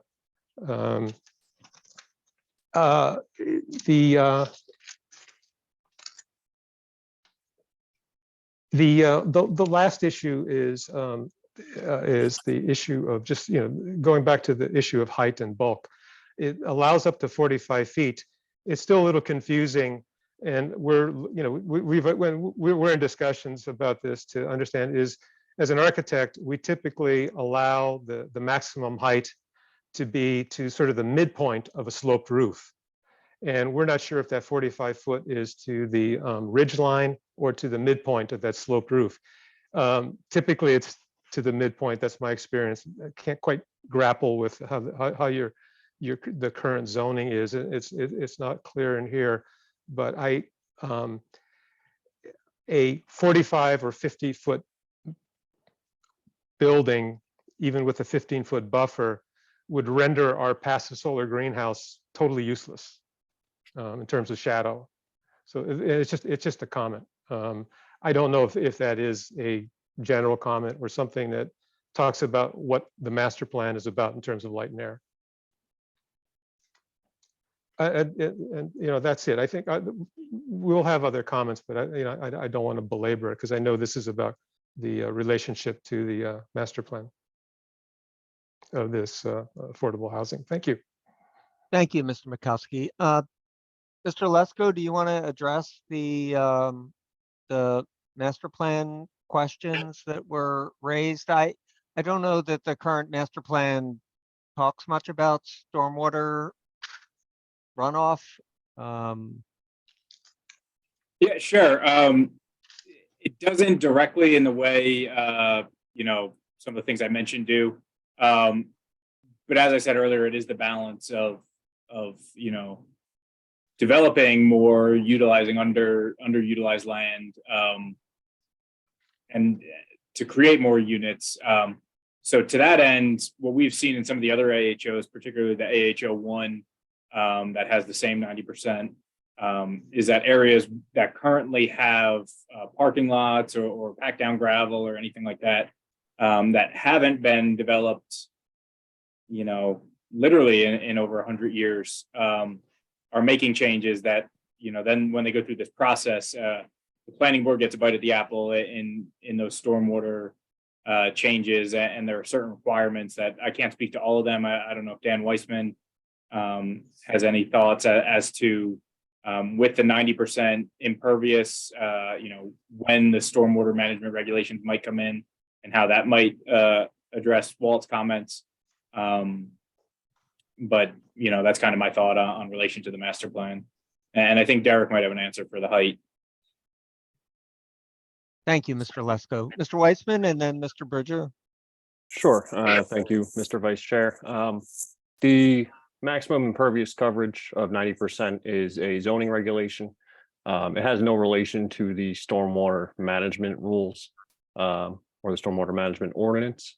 So still, any developer who'd come in and do any kind of construction, developer or single family home, still needs to meet the stormwater requirements. If there's an increase of 400 feet of impervious coverage from the existing, or if they're disturbing more than a half acre of land.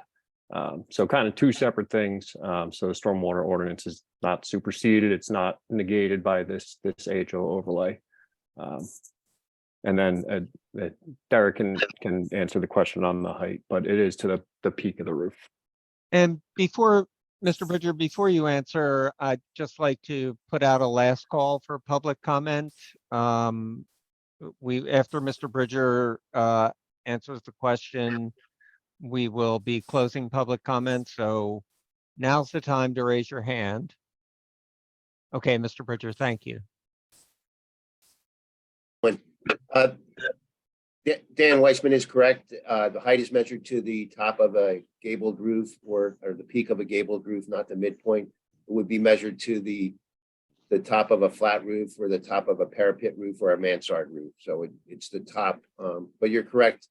Previously, that was the way the borough regulated height. It was to the mean point of a sloped roof. Thank you. Seeing no one with their hand raised in the attendees, we'll close the public comment and bring it back to the board for any additional thoughts or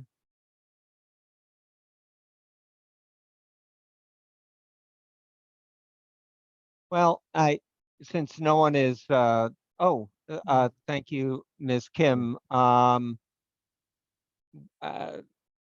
We'll allow you to speak and then go into board discussion. Thank you, Mr. Vice Chair. So I did have a few other questions when I started out.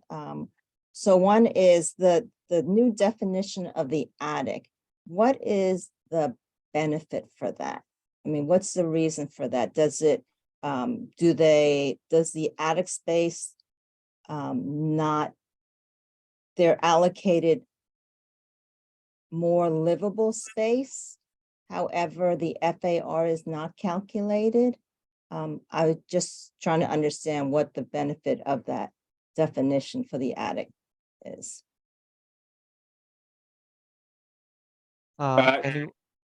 Sure, go ahead. I could just jump in on that. That was a late addition. I'm hoping Councilman Cohen could reflect a little. Yeah, I'll just say, you know, the way that the definition of attic was expressed before, it just said any space that was directly underneath the roof framing of a sloped roof. And there was no limitation. So you could build a wall that was 8 feet tall, have the sloped roof go up from there, and you could claim that that space was under the roof framing. And so this was just intended to be a little bit more prescriptive to try and make an attic actually an attic.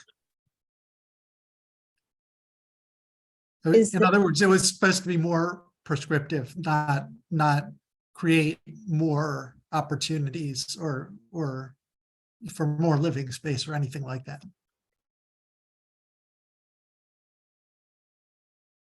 Okay, thank you. And just to address Josh Zinder's comment where he talked about that Weiss preservation was inaccurate with documentation and research, we have reviewed many applications within the Witherspoon Jackson Historic District, which you know, because your board has seen several of them. And the inaccuracies that we have found had nothing to do with the background research on the historic information about the properties.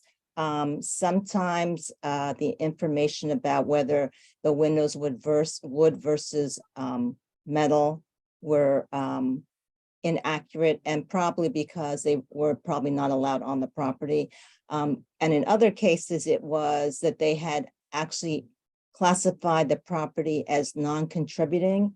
And when the Historic Preservation Commission reviewed it, they actually considered it to be contributing. So I think that there were probably 2 or 3 properties in which the HPC had determined that the properties were contributing, even though they had considered it non-contributing. But otherwise, I can't say that we've come across anything else that has been inaccurate as far as their research and documentation. Thank you, Ms. Kim. And did you have any additional questions or comments before we open it for board discussion? Thank you, Mr. Vice Chair. No. All right, thank you. Anyone on the board? I would just, I'll start, and if anyone wants to riff off of what I have to say, I'm very reluctant to recommend this to council with buildings designated as not being required to be retained that are in a designated historic district. And I struggle with this because I think it is consistent with the master plan, the overlay district, and it does follow the guidelines,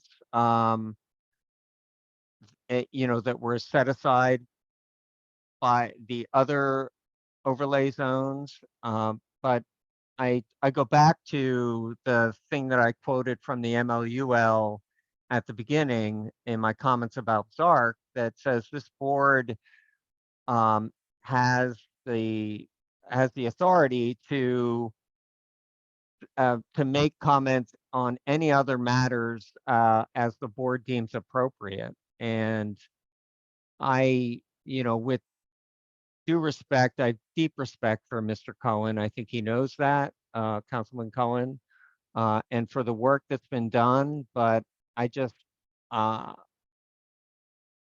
personally can't put my imprimatur on this. I'd like to see it, as much as this will cause a lot of groaning down at 400 Witherspoon. I'd like to see it go back to the drawing board, for lack of a better, no pun intended. I don't know how my colleagues feel about it. Certainly, if someone wants to make a motion that finds it consistent with the master plan, I would ask that our comments about the language of buildings not required to be retained be included in anything that goes to council. Mr. McGowan. I was going to suggest something related to what you were just saying. Is it possible to pass this back to council with that, with a, what you say, reservations, I guess, as you've said, we think it's consistent, but we think council should consider this point, and this point, as our concerns. Is that possible to do? And would that help, resolve some of the concerns? I think that's a question for Jerry. I mean, again, we're able to, any matters that we deem appropriate. So we could, I think that council members who are here, the council president and Councilman Cohen have heard loud and clear our reservations. But we could, someone could make a motion to find it consistent with the master plan and express our reservations about the inconsistencies with the properties listed. Yeah, the board can do that if it wishes. Well, may I ask, what in the normal course is the role the planning board is expected and should play in such a situation? Is this simply a matter of advice and counsel, in which case proposals with conditionalities make sense? Or is it our professional responsibility to approve or reject with an explanation for why we reject? It's unclear to me where we are in, shall we say, the spirit of good governance, given the kinds of issues that have been raised tonight.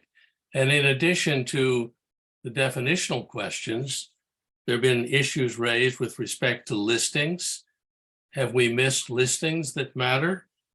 And again, somewhere, somehow in the process, the emphasis on what happens to the people there, given the challenges that we know exist, would seem to be part of our consideration. But what again is the role of planning board governance in this situation? I'm not clear. Well, Mr. Taylor, again, I refer back to my comments at the beginning about quoting the MLUL, saying that prior to the adoption of the development regulation revision or amendment thereto, the planning board shall make and transmit to the governing body, which within 35 days of the referral, a report including identification of any provisions in the proposed development regulation revision or amendment which are inconsistent with the master plan, and recommendations concerning these inconsistencies, and recommendations on any other matters as the board deems appropriate. So we are in other matters which the board deems appropriate context. That seems to be the context of our discussion and debate. Well, it is for me personally. It is for me too.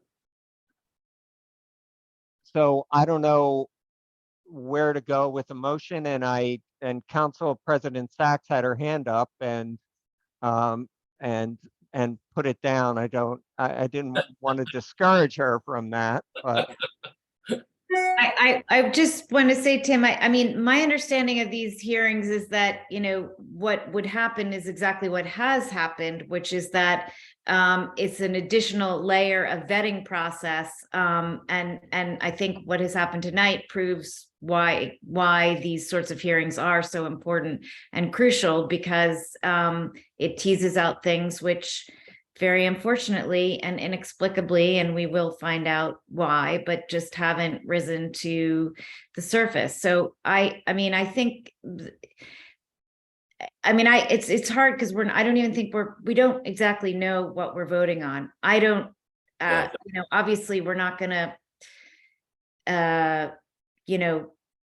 vote on something which would leave historic properties unprotected. It's just, but I also, whether there is, something that can be fixed or understood or some clarification before Monday. I mean, I think that, I will say that this board did pass a larger and more expansive version of this and deem it consistent with the master plan several years ago. So it's a little bit embarrassing that now there is some question about that original passage. And if I remember correctly, it was unanimous but if Jerry could explain some sort of mechanism whereby the the planning board could say, you know, in principle, we think this is consistent with the master plan. But obviously, if there are gaps in which these properties are not sufficiently protected, historic properties, that is not consistent. And I think we need to get some clarity. And the final thing I'm going to say is that we all, as planning board members and council members, serve as volunteers. We spend a lot of time, but ultimately we are reliant on our staff who, you know, who create these things and bring them to us. And I am deeply troubled that this, which has been almost 3 years in the making, that we only hear now that from the historic preservation officer that she has concerns, which are very fundamental. And I think there's something deeply flawed about an internal process in which a concern just comes to light in a public forum at the last minute. And I would like to urge whatever internal conversations need to happen between the historic preservation officer and her colleague, the planner, that those conversations happen, you know, in prior to a public hearing, so that our time is not wasted in the way that I feel in part it has been tonight. And Mr. Mueller, there's also an option for this board to take no action, correct? Well, yeah, I mean, the board it's not mandated the board takes action. But that's not the course I'd recommend. I'd recommend you address really the two issues, the consistency with the master plan, and I would defer to the professionals and the board on that. And then even if you find it consistent, to address, to the extent the board members think it's appropriate, the type of issues that a number of people, you and Mia and you know, a lot of other people were talking about, that are very problematic, and that and also recommend as part of that second thing, that is not the consistency question, but the other matters, that the council, if this is the direction the board wants to go in, that council not adopt it Monday night, and that it work further on this for reasons that we would give in a memo that Justin then would have a short period of time crafting. Thank you. Councilman Cohen's been very patient. So, yeah, I just wanted to, I'm totally comfortable with the direction this seems to be headed, which is, you know, I hope it's a general consensus of the board that it's consistent with the master plan, with the exception of designation of specific properties, none of which we're certain are in the wrong category, but which we would like to have re-examined to make sure that the properties that belong in the category, in the list of properties where the structure is to be preserved, are all, the ones that should be there are all there. I do want to emphasize that I don't think there's anything in the language that says these other properties, the existing structures, are not to be preserved. You know, this is to emphasize Justin's point. Every property in the historic district will have the same protections or greater than they do today under this overlay. Every property in the historic, and the overlay is very clear on that. It starts out and says, you know, that nothing in this ordinance is intended to, you know, undercut or replace the responsibility of, you know, the Historic Preservation Commission to do its review for any relevant property. So that's very clearly in the ordinance. Every property that's in the historic district will be subject to HPC review. It's just that some actually will have a new added layer of protection, which says you cannot take that building down if you want to use the benefits of the overlay district. But all the other, you know, nothing in this ordinance says take down these other buildings. It just says, it's quite silent on that. It just gives a list of buildings where they have to be preserved. It doesn't say anything about what happens to the other buildings, except that they get reviewed by HPC. So I took a little longer than I wanted to, but I think it's important to sort of characterize this as a little bit less alarming than the rest of the conversation has sort of made it sound from the historic preservation perspective. But I do think it's important to go back and look at the properties again and, you know, just make sure that we are protecting the ones that we think it's really important to protect with an added layer of protection. What about the thought that we're not in the position at this point in time even to make a judgment about consistency, because further evaluation and data is necessary with respect to the properties that have been identified and have not been identified. And then explain after that, you know, the concerns we have. Mr. O'Donnell? Thank you. In addition to the issue of the designation of specific buildings as contributing or non-contributing, I think that we should recommend that council truly look at, you know, I'm going back to comments that were made by Ms. Wega and Mr. Floyd here, that, you know, changing the makeup of what Ms. Wega termed the most affordable part of town in order to create the possibility of housing that might result in fewer affordable units, a net loss in affordable units. I hope that the council considers that also. And I just want to also say that I'm really glad we had public comment tonight. And really, yeah, if I can just say, I mean, you know, you have to define affordable units, Owen, because we have no deed restricted affordable units whatsoever in this corridor, except for Avalon. But what we do have is units which are market rate units, but are relatively affordable because they're small and run down and, you know, otherwise undesirable. yeah, no, I understand that, but you know, I'm just a little concerned about the net rental price going up again, you know, somewhere else in Princeton. And I understand that, you know, some of them are run down and some of them, that's the reason why they're affordable. And I understand people are on month-to-month leases or no leases at all, which is an issue as well. But, you know, I think that we have to think about people in addition to buildings. Mr. Chow and then Mr. McGowan. And you're right, we do have to differentiate between capital A affordable housing, which is subsidized affordable housing, and housing that is more affordable than market value housing. So Mr. Chow and then Mr. McGowan. Yeah, I guess,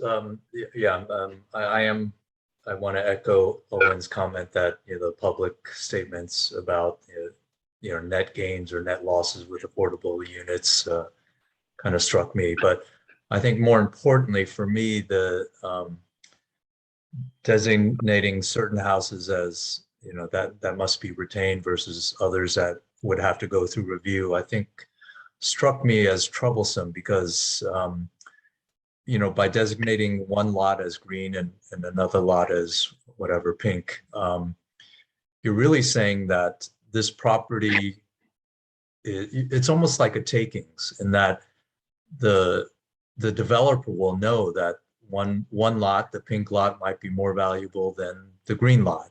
So there you're having an impact on property values by designating them now as being retained or not retained. And I would think it's almost more fair to have the HPC review every lot individually.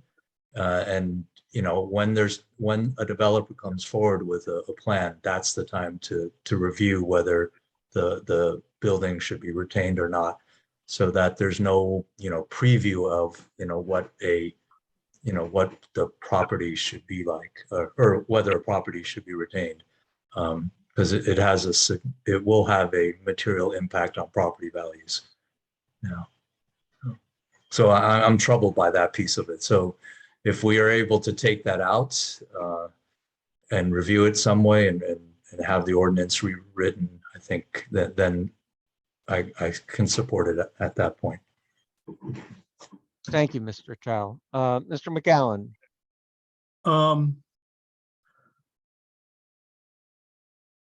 What I'm thinking is particularly to the degree that there could be new construction, you still have those rules that the percentage rules, thus 13% have to be very low. Some, there are the other low designated low income units. So it seems like there is already some protection, commitment that you're going to have to provide for lower income housing, particularly if you wanted to have Mount Laurel compliance. And the other thing as Jerry was asking about whether we want to not make a recommendation at all, I'm just going to say my view is I kind of think we want to move this along, and the better course would be to decide whether it's consistent or not consistent, and if it's consistent, then say these are our concerns, even if we find consistent, and that the council should consider these concerns. Although, Alvin, I would add to that even if you went that route, which certainly makes sense, and you found it inconsistent, I think an explanation of other concerns under that additional language that Tim referred to a few times, I think would be really appropriate. That's fine. If I get, can I add to that real quick? So because of the compressed schedule, I have to get a memo to council by tomorrow morning at 10 a.m. So the more explicit you could be with your concerns, I've gotten a lot of them down, most of them, but I just want to make sure we get everything in there because, there's about 12 hours to get it done. Would anyone like to make a motion?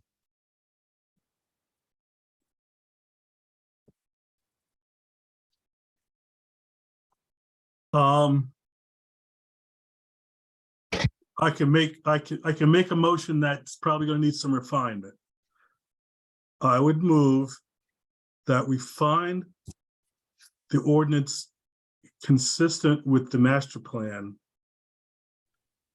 with the following concerns that council should be concerned with. I don't know if I didn't write them all down, but I think there's some that we've mentioned and that I think, do you have them, Justin? You have an idea? Yeah, I could go through what I have. Obviously, there's been the discussion about the list of buildings not to be retained. I believe what I heard is that should just be eliminated, and all of the buildings that are located in the overlay should be considered or should be required to be retained.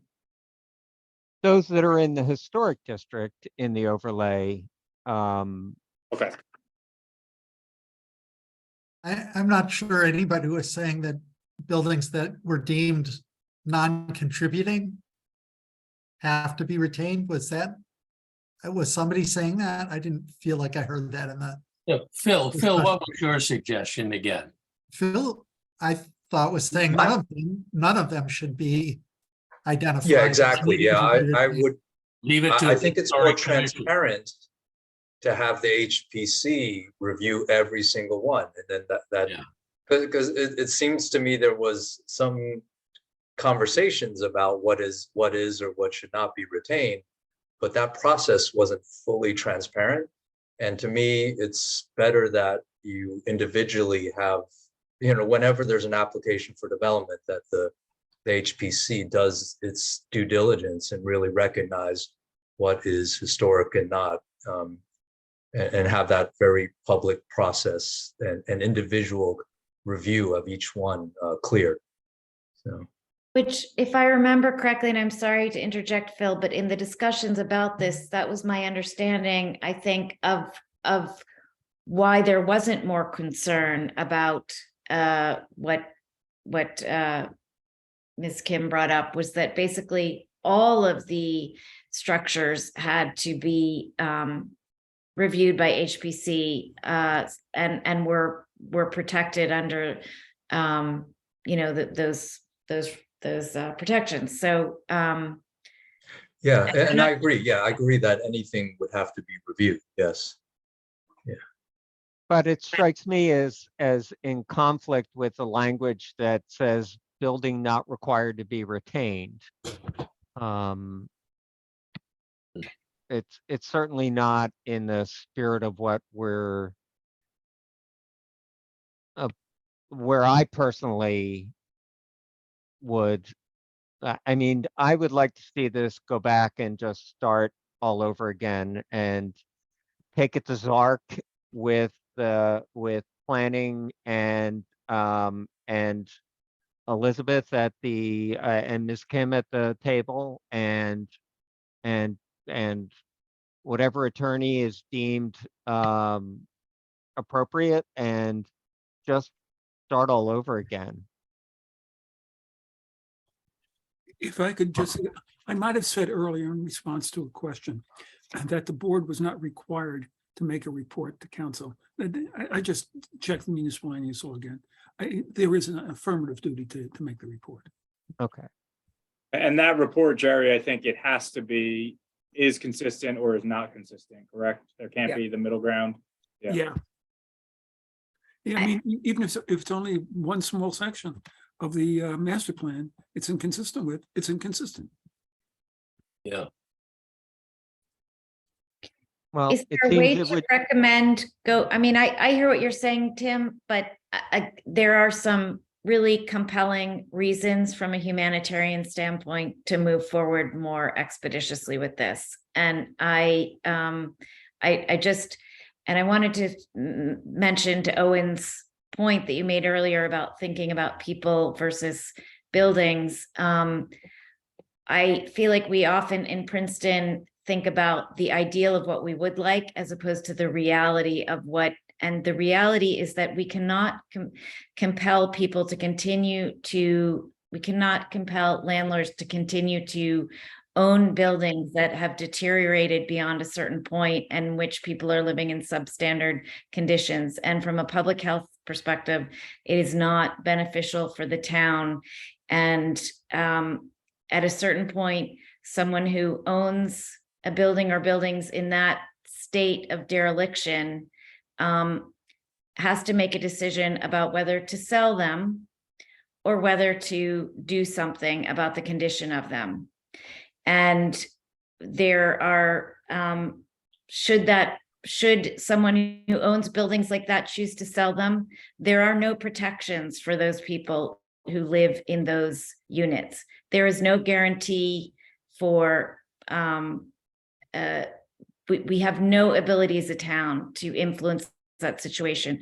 Part of the rationale behind this ordinance was to incentivize a certain direction in this neighborhood that would include at least the incentive for people to do the right thing. But I just want to make sure that we're grounded in reality here, and which is the reality of people. It's not abstract about zoning. This ordinance was not, I mean, I think perhaps there wasn't as much attention to the theory of the zoning because there are very pressing humanitarian needs in this neighborhood. And there is a limit to what we can do as a town, as I said, to compel things, but we can incentivize good behavior. And that's part of what this is about. I'd like to actually float the idea of a motion that that this is not consistent with a master plan, with the historic preservation element of the master plan, because because of the language that's used here, it opens the door for properties that were deemed to be part of a historic district to potentially be removed. Tim, I just want to, I just double checked the language in the ordinance because I heard you say something about, buildings designated not to be preserved. There is, and I No, had not this required before, to be retained. right. There That's is on the no, map. There's the color key map that we saw. okay, but the ordinance itself does not say anything about buildings not required to be retained. It only references properties with buildings required to be retained. And it's very explicit about the rules of the historic district continuing to apply to every property in the historic district. So, I think the label on that map, which was it was a tool that Justin prepared to help us in understanding what the implications were, but I don't think that label on that map, which is really not even attached to the ordinance, I believe it's just part of Justin's memo, should be used to criticize the ordinance itself. Well, it's an exhibit that was presented to the board, though, and I'm sorry, I'm skimming the ordinance now as you speak, and thank you for that, Councilman Cohen. I think it's in the record that we're differentiating between two different kinds of properties in a historic zone, which was Mr. Chow's concern. But I'm since I trust you implicitly, Councilman Cohen, I will, and I can't recall, I don't have a photographic memory from my reading. I'm going to trust that it does not include that not required to be retained. But that raises a question for me, Jerry, about these exhibits that are supporting the ordinance are part of the record, and is there any potential liability down the road with an applicant who says this map was part of the planning board consideration and it says that this building did not have to be retained? And then Mr. Lesko, I'm happy to hear what you have to say. Well, to the extent that the board decides to send a report to the council, which says there's inconsistencies, I think the exhibit really has no significance. Okay. I don't think it would anyway. And I can, Lesko? sure, yeah, I'll clarify. I mean, it does not say anywhere that the buildings are not required to be retained within the ordinance. The reason I made that map was just to illustrate a point that, kind of tells the story of what it says on page 1 of the ordinance, and then what it says on, page 2 of Appendix B. Reading between the lines, if there are buildings to be retained, and then there are other properties with buildings on them, I mean, I could have used different language, but essentially it's like Councilman Cohen said, they're not required by any means to take down those buildings. They're just not explicitly required as part of this ordinance to retain them. So the aid is intended to, just spell that out. Council President Sachs, and then Mr. McGowan. So I guess one thing I just wanted to ask was, is there a motion on the table or is there not? There are two. Oh, there two? I think there are two half motions. I floated my motion as an idea Okay, that it was not consistent with the master plan because it allows for the possible I remember, I remember. removal, but Councilman Cohen corrected me in saying that the ordinance does not include the language of the exhibit. So I will withdraw my idea of a motion, which would leave one partial motion. So, yeah, just my kind of idea, sort of as I was going. But if I could also add, what seems to be we're forgetting, and Councilman Cohen's mentioned already, it's required. The question is it required? And it's only certain that are required to be retained. There's really, again, nothing else about, if it's not required, then it's just open. So just to say that it's not a question of are they buildings to be retained and buildings not to be retained. Again, there's that word required in there.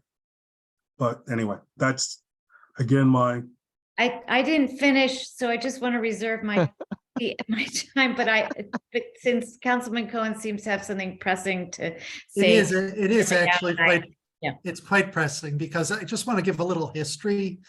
Again, this overlay is modeled on the AH01 and AH02 ordinances, which also required retention of certain buildings and not of other buildings.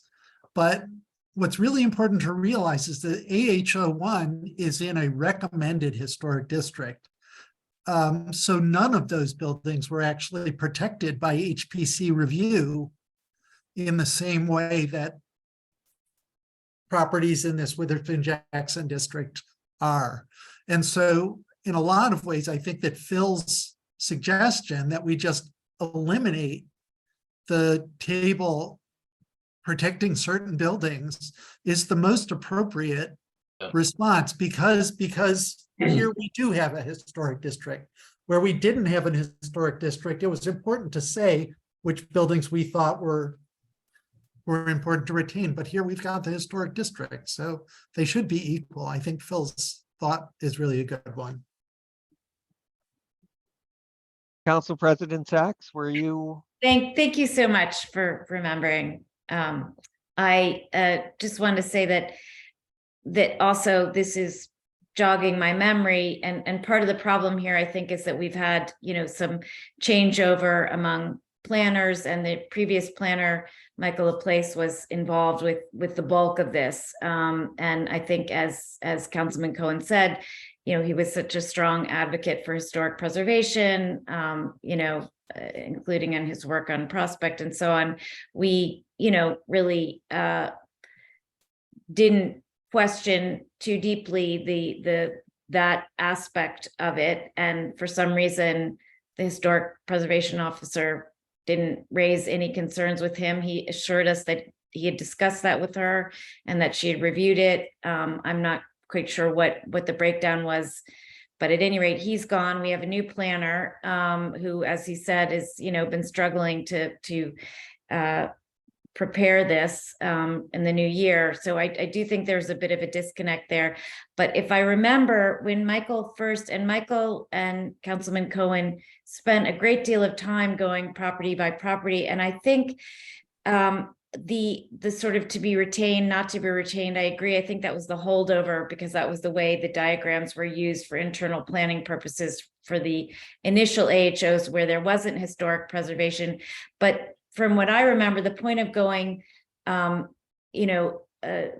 building by building was really to was not so much in this zone about whether to preserve or not to preserve. It was to make sure that there weren't any adverse consequences to the adjacent buildings. And it was also from a planning perspective to focus on certain properties which would particularly benefit or not benefit from the overlay. And I think that just schema of describing them just carried over. But I would be willing to make a motion. I'm more concerned about the liability of and the image and the reputation of a planning board that deems something consistent with the master plan and then comes back and says exactly the opposite. That is more of a concern for me. I would be willing. I feel after this discussion, I feel somewhat, my concerns are somewhat allayed. And I really, I would I would be willing to make a motion that we, once again, as we did before, find this consistent with the master plan, but with the recommendation that before this comes to council, that the planner work with the historic preservation officer to ensure that this ordinance would not in any way lessen any protections for the existing buildings than already exist with the historic protection ordinance that exists. So that is a motion that I would be willing to make. Is there a second to that motion? I will second the motion. Been moved by Council President Sachs and seconded by Mr. Taylor and Mr. Lesko. Do you have a sense of what the motion is and what you're going to write to council before 10 a.m. tomorrow? Sure. So I think basically what I just heard, and I want to make sure I get this right, but the motion is to find the ordinance consistent with the master plan with the directive that I work with the historic preservation officer to make sure there's no adverse effects on properties within the historic district, or to identify any potential adverse effects. Is that? That's awfully. I guess my concern is what's been established already is the historic protections are on all but 7 of these properties. So I'm not sure what else we can necessarily find outside of that. Well, the direction is specifically to ensure that there is nothing in this ordinance that would in any way lessen or compromise the existing protections. And that's a legal question as well, but that you would need to sort out before Monday. Make sure that there's nothing here that we are not aware of, and also to clarify that come up with some other visual schema that would accompany what is presented to council that doesn't involve what was used internally of the retain or do not retain. Or just remove that altogether. Are you also removing that table in the ordinance of what to retain? As part of this motion? I think that's one of the options for Justin to discuss with Elizabeth. If she feels like that's a better way to maintain the protections of the historic district, which is what you were saying, Phil, and which I sort of agreed with. If that's the best way to not undermine the protections of the historic district, then that would be the solution that Justin and Elizabeth would recommend to council. But it's only one of the possibilities for them to discuss. And Mr. Lesko and Ms. Kim, you can get that done by Monday at 7 for the council meeting? We could certainly try. True, all we can HBC has a ask. meeting on Monday as well, so working a lot this weekend, I guess. We have our retreat well- on Saturday too, so. I mean, I guess the other option, Jerry, doesn't the planning board get 35 days to review this? I mean, am I causing too much trouble right now? But We Yes. actually do. Yeah, we have 35 days, of course. And certainly we can ask council as a sidebar just to defer action so that Okay, but I put a motion on the table and there was a second, and now it seems like that things are shifting and there are other suggestions being made. So could we vote on my motion and then it's I think voted? we're just trying to understand the parameters of your motion. At least that's what I was doing. Well, but now we're talking about the planning board spending 35 days reviewing this as opposed to getting it straightened out. We're just talking about if Justin and Elizabeth need more time than the weekend. Is there a legal basis for giving them that time? That's what I'll I'm saying. sorry to cut you off, but we could get it done by Monday. We'll get something Okay. done. Great. So we have a motion that's been made and seconded, and I think that we have a shared understanding of what that motion says and the charge to the planning director and historic development. Are you an officer or director, Elizabeth? I'm Officer. officer. Carrie, I think that we are ready for a roll call vote. Thank you. Mr. Chow, Yes. Mr. Cohen, Yes. Mr. McGowan, Yes.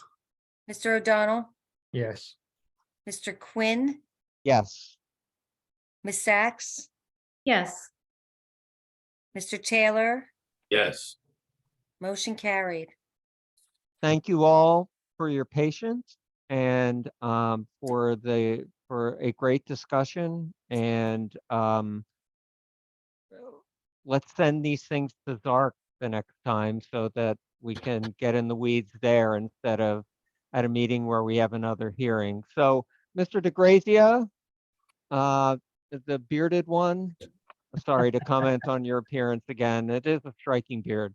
I would propose that the board take a 10-minute break while we bring Mrs. Wilson or Ms. Wilson back over, and that at 9:48 you can begin, and meanwhile Kerry will be coming up with additional dates if necessary that we can discuss at, say, 10:45. Does that sound like a plan?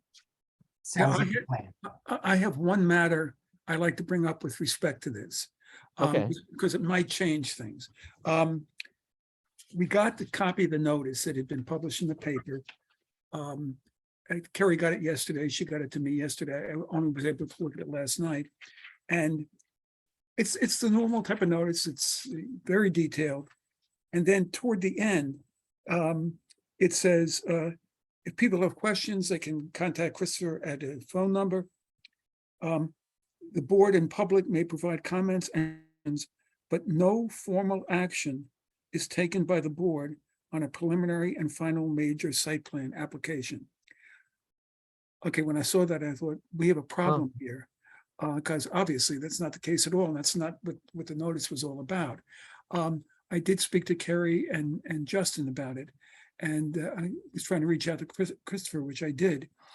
And I came to the conclusion that we could go ahead because a reasonable reading of this notice would show that there was an application, there was going to be a hearing, and there was obviously going to be a decision on the application. But this language is obviously troubling. And if the boards, if we were taking a 10-minute break and going for less than an hour, maybe the option, just to be absolutely on the safe side, is to have them renotice and not take jurisdiction. But I just throw that out. My opinion was that I was going to say, I was going to tell you what happened, tell you that in my opinion, we had jurisdiction and we can go ahead. But particularly, I hadn't anticipated that the ordinance would take so long and be starting so late on this. So I just wanted to mention that if everybody's comfortable with going ahead, that's fine with me. That's where I was and still am. But I could see particularly that we're not going to get very far into this application, a decision that, you know what, the safest course is to green notice. Obviously, and Christopher can jump in. As he said to me, he said, boy, there was some language which was dropped out in the typing. Yeah. I mean, it's in the paragraph of the where it says if you have any questions, right? And in context, there's some language that dropped out, but the rest of it's pretty clear. The relief that's requesting is clear in terms of the address, the identification, all the relief requested. Yeah. So I don't have a, I thought it was fine. Madam Chair, you have the gavel. Well, I think the board needs a break. I do want to just clarify or get confirmation, Mr. DeGrazia, that you want to begin tonight, I want to knowing that we conclude will tonight. not I finish want to tonight. conclude tonight. I want to begin and conclude if we can. We can go. Yeah, through I pretty think, I quickly. think that's unlikely. I mean, I really do. I really do. So I want to be straight with you about that. I don't, think that an hour and 5 minutes, which is what it's going to be after the board takes a break, is going to be enough for this application. But we can go and, until our 11 o'clock hard stop if you want to, or we can, move this to another date and give it more time. Do we have a special meeting date that's available, or?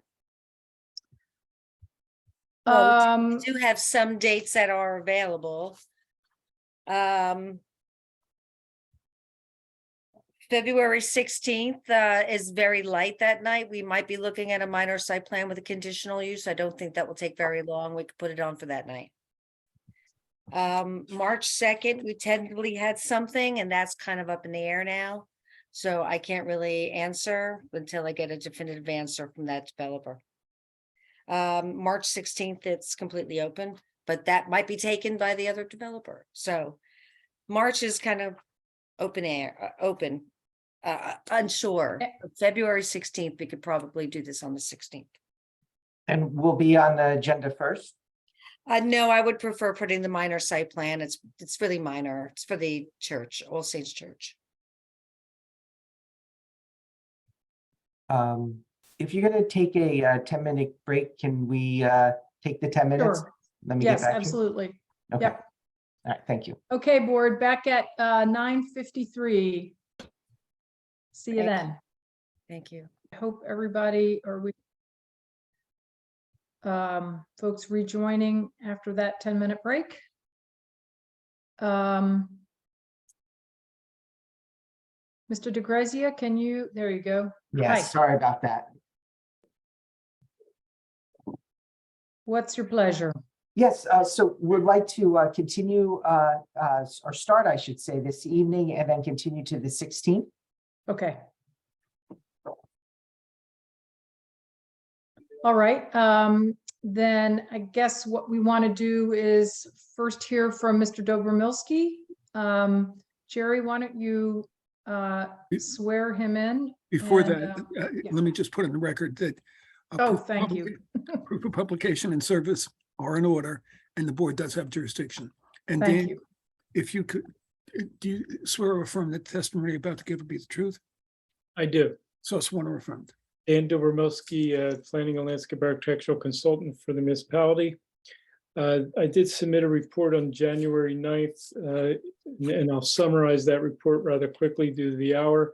I'm going to share my screen now, if that is okay. Mm-hmm.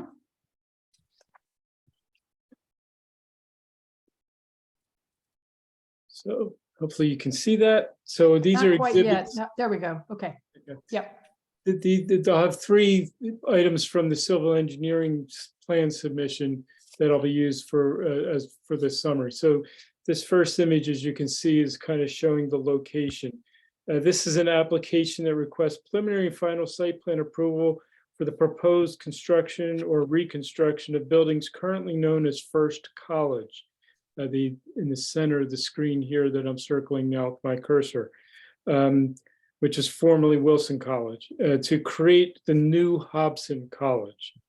It is located on the University Central Campus, approximately 6-acre site, which is outlined in the yellow in the middle, as I indicated, bounded on the west by Elm Drive, to the south by Goheen Walk, on the north by Patton and Walker Halls, and to the east by McCosh Hall and the new University Health System or Center. In this image here, this aerial image, Washington Avenue is located in the center with the cursor showing now, Nassau to the top, Alexander and University Place to this side. So I'm going to move down to, or excuse me, up to this, which is a larger aerial image showing what we just talked about. So the boundaries of the project are outlined in yellow. The buildings inside of this yellow area which are, I think there's about 6 or 7 of them, will be demolished. Wu Hall here will be retained with the proposed development. If this new college, which we'll get to right now, so this is the image, this is sheet CS 101, which shows what will be constructed. Hobson College will house approximately 512 students within 271,500 square feet of building space, replacing existing and outdated and inflexible facilities. There is an existing 23 vehicular parking spaces in the center of this location that will be eliminated to reduce vehicular traffic in the area. They will be providing much improved pedestrian and bicycle circulation, as well as bicycle parking in accordance with the requirements of the municipality. The applicant, I'm sure, will provide very detailed testimony. You all know all that. There are no environmental constraints associated with the project site. It's in the center of the campus, which is currently densely developed, as was shown, and has a lot of infrastructure in place. So it's a very sensible location to do this type of project. Stormwater will be managed by retaining the current general pattern with the introduction of new rain gardens, small-scale bioretention, and underground storage, inclusive of pervious pavements. The applicant has indicated that the impervious surfacing will not be increased with reconstruction. The applicant has also indicated that the architectural design will be consistent with the campus aesthetic and will integrate some new buildings, the new buildings within the surrounding structures. In particular, several special design features, including some green elements, I'm sure will be provided in the testimony. There are some signage variances. The applicant has a request for signage variances involving 9 signs. 9 building facility identification signs are proposed. 4 of those signs will exceed the code standards for size. The applicant has offered that within the context of municipal code, general sign requirements and the scale of the buildings or facades, the extra number and size of proposed signs will not present a substantial detriment to the public good or impair the intent and purposes of the master plan and municipal ordinances. In my analysis, these signs seem to be very simple and practical in style, design and placement and aesthetics. They fit the scale and context of the architectural design. The signs that exceed the standards for quantity or size will not present an excessive appearance and seem appropriate to promote legibility, visual identification, destination finding for students, staff, service providers, visitors, and emergency responders. The signs will not be visible from streets or uses outside of the campus. Thus, it is a very, very reasonable finding that the granting of the request for relief will outweigh any potential detriment. In terms of landscape architecture, there are a number of existing trees, 38 trees, 38 trees, which are 8-inch diameter or greater, which will be removed, resulting in a tree replacement requirement of 62 trees. They have proposed 125 trees. The Shade Tree Commission offered a very detailed analysis of the tree removal and preservation aspects of the project, although their statistics were taken from the application narrative, and there may be some clarification required in that regard, and that could be a condition to just clarify that. The Shade Tree Commission also offered a very favorable view of the tree selections, and I've noted that their new varieties are mostly indigenous species, and no species that have invasive tendencies have been proposed. Some of the trees being removed may have invasive tendencies. The architectural development that is proposed is consistent with the general design theme, sophistication of development, and palette of materials offered with other spaces throughout the campus. The design will provide shade, screening, seasonal interest, and spatial definition for a variety of proposed outdoor spaces and walkways. And I'm sure the applicant will provide very detailed testimony on that. My comment number 8 was a recommendation for a condition that they consider root barriers where trees are close to the pedestrian pavements, and I believe the applicant has agreed to that. So that, with that, I will stop screen share and ask if there's any questions. Any questions for Mr. Dobromilsky from board members? Any other staff want to weigh in any way, raise any concerns or flags before we hear from the university? Okay, seeing none, Mr. DeGrazia. Thank you, Madam Chair. For the record, my name is Christopher DeGrazia from the law firm of Figgery, Drinker, Biddle, and Reith, here on behalf of the applicant, trustees of Princeton University. As indicated, thank you, Dan, for that introduction. As indicated by Mr. Dobromilsky, we're here to discuss the preliminary and final site plan application for Hobson College. As you probably recall, it's about a year now. It was in February of 22. We appeared before the planning board on the concept plan for this project. And at the time, we spoke about how it would be replacing the first college facilities that were outdated and inflexible and didn't serve the current needs of the residential college system. So we're excited about this program. Hobson College, we have a very detailed presentation. Dan has given a really great introduction, so I would like to just jump right into our presentation. We've prepared a PowerPoint presentation that is about 60 or 61 slides long, and I would like to mark that first off as Exhibit A1, applicant's Exhibit 1. And in addition to that, make that Exhibit A1, right? A1, okay, Yep. Thank you. In addition to that, we also submitted a separate response letter to staff comments and reports that were generated. We thought it would be helpful for the planning board and the public to have some written responses. We'll certainly be testifying as we go through all of the slides, but the response letter we thought was a good tool, and I'd like to mark that for the record as Exhibit A2. Mr. Mueller, would you like us to introduce all of our professionals, or should we just start with Ron McCoy, the university architect, or would you like to have them all sworn in at this time? What's your pleasure, Louise? I think we should just swear in Mr. McCoy. I assume that he is going to deliver the presentation by himself. Mr. McCoy, if you are going to rely on any of your expert witnesses to assist with your presentation, we should swear them in as well. Okay. Yes, that's a good idea. Why don't we swear in Andrew and Stomu?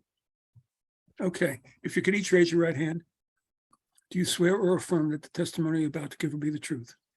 Yes, I do. Sworn or affirmed? Yes. Go around and identify yourselves. Okay, starting with you, Ron. Ron McCoy, university architect. Tom Bishop, landscape architect from James Conner Field Operations. Okay. Andrew Smith with Langen Engineering and Environmental Services. And you're a professional engineer? I'm the civil engineer on the project, yes, professional engineer. Do we need to qualify these experts before we get started? Yeah, we should. Yes. Okay. We'll start with Ron McCoy, who's the university architect. He's licensed in New Jersey, and to the extent that he's going to provide any architectural testimony, we would like him qualified. Ron, do you have anything else to add? I assume your license is still current? Yes, that's the short version. Someday I'll be able to give the long version, but that's good enough for now. We accept Mr. McCoy's qualifications. Thank you. Thank you. Would you like us to qualify the other witnesses now? Yes, Okay. yes, please. Andrew Smith, can you give us a brief background of your education and experience? We're proposing, he's the project engineer in this case, and he will be providing engineering testimony.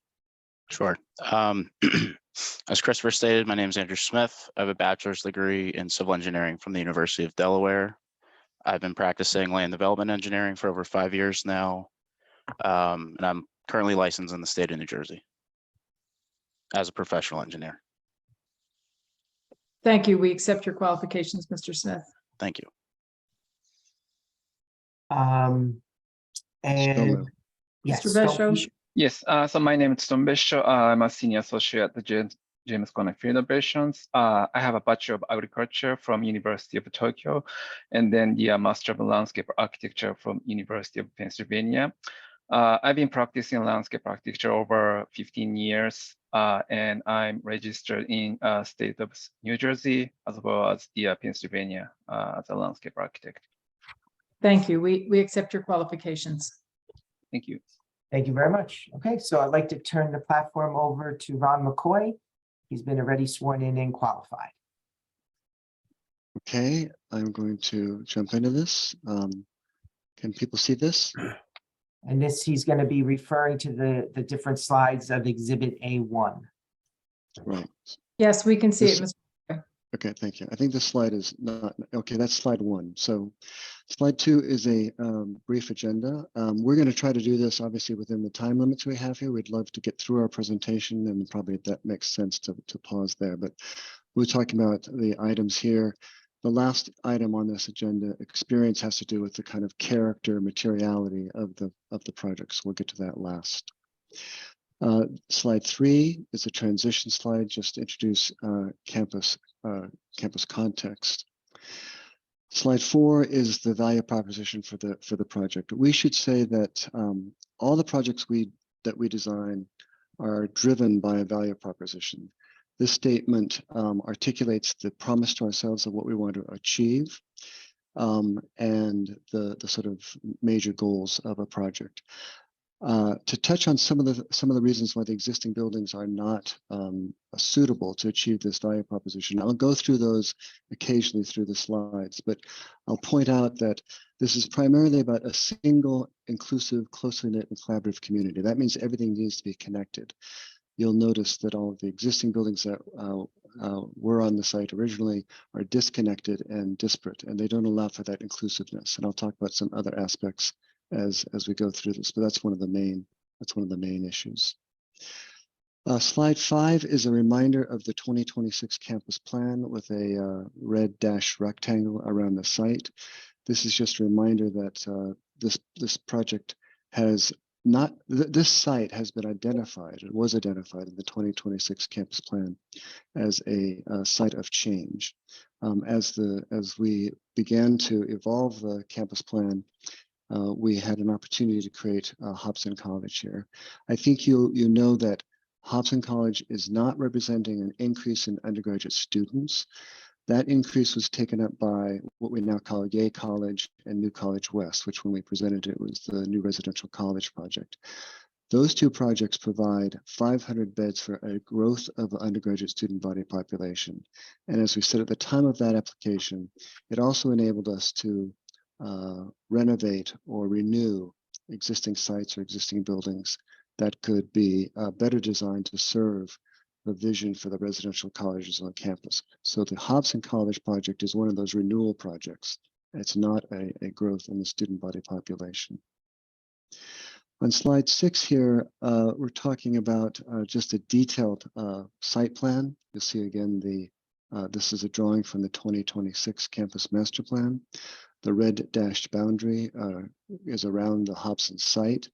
This again was always imagined to be a site that would be redeveloped. And you'll see here the dashed line, which is the east-west connector. This was an important opportunity to unify and better coordinate the site.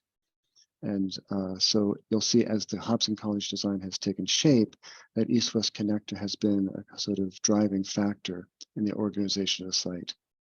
Again, that goes through some of the existing buildings. If those buildings would have remained, we would not have been able to achieve this campus planning goal. On slide 7, just a little bit about how Hobson College fits into the fabric, particularly the campus-wide pedestrian routes that characterize the campus.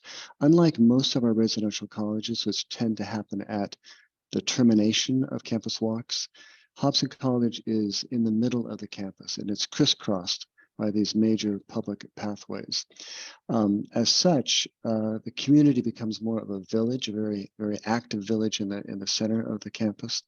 And we wanted to take advantage of that and make it as transparent as possible at the ground level so that students who are passing back and forth through the campus can be invited in to take advantage of the opportunities to be part of the community at Hobson College, and that it has a very outward looking. So transparency is a particularly important aspect of the programmatic value to create this close-knit community.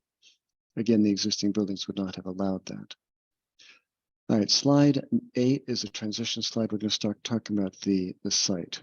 Slide 9 is a slide that shows the existing buildings that were part of First College, as Mr. Dobromilsky said. Demolition is underway on these projects by a previous approval. So everything except Dodge Osborne, I think, and 1927 Clapp has been removed. Wilcox Hall has not yet been removed either. Wu Hall, as was stated in Mr. Dobromilsky's comments, is a building that will retain and work around it and absorb it into the new site plan of the site. I think that let me take a minute here and talk about some of these existing buildings and talk about the kind of, it's really the lack of functionality of these buildings. The Hobson College has about 35,000 net square feet of college space, which is the larger community space, the gathering space, the space that fosters the residential community. That scales up to more than 50,000 gross square feet. That social program needs to be at the ground level so that that's the most optimal location, obviously, for that social program. The social program here would be accommodated by large, open, transparent, interconnected spaces that require a kind of modern frame construction, tall ceilings, and long spans. The existing buildings on site are not connected. They're disparate. They have ceiling heights of 8 foot 10 inches. Compared to Hobson, which has, for the dining halls and other social spaces, ceiling heights of 18 feet to 25 feet. You can imagine trying to gather a residential community of 500 students into a space that has an 8 foot 10 ceiling. It's hard to accomplish that. Also, the existing site has large portions that are inaccessible. Hobson College will be fully accessible, and it'll form a single interconnected family of an academic community. So one could use these existing buildings to continue to put beds in them. But our aspiration from that value proposition that I introduced at the beginning is to create something much more than just beds. This is a community, and it requires space designed to house that kind of community. And that's why these buildings have been removed. Slide 10 now talks about the campus making. It says the title here is a grounds first approach, which means that we design the campus first. I'm going to go clockwise from the upper left actually I'm going to go to upper left, upper right, lower left, and lower right. The first move was to create that east-west axis that was shown in the campus plan that connects the campus across this site.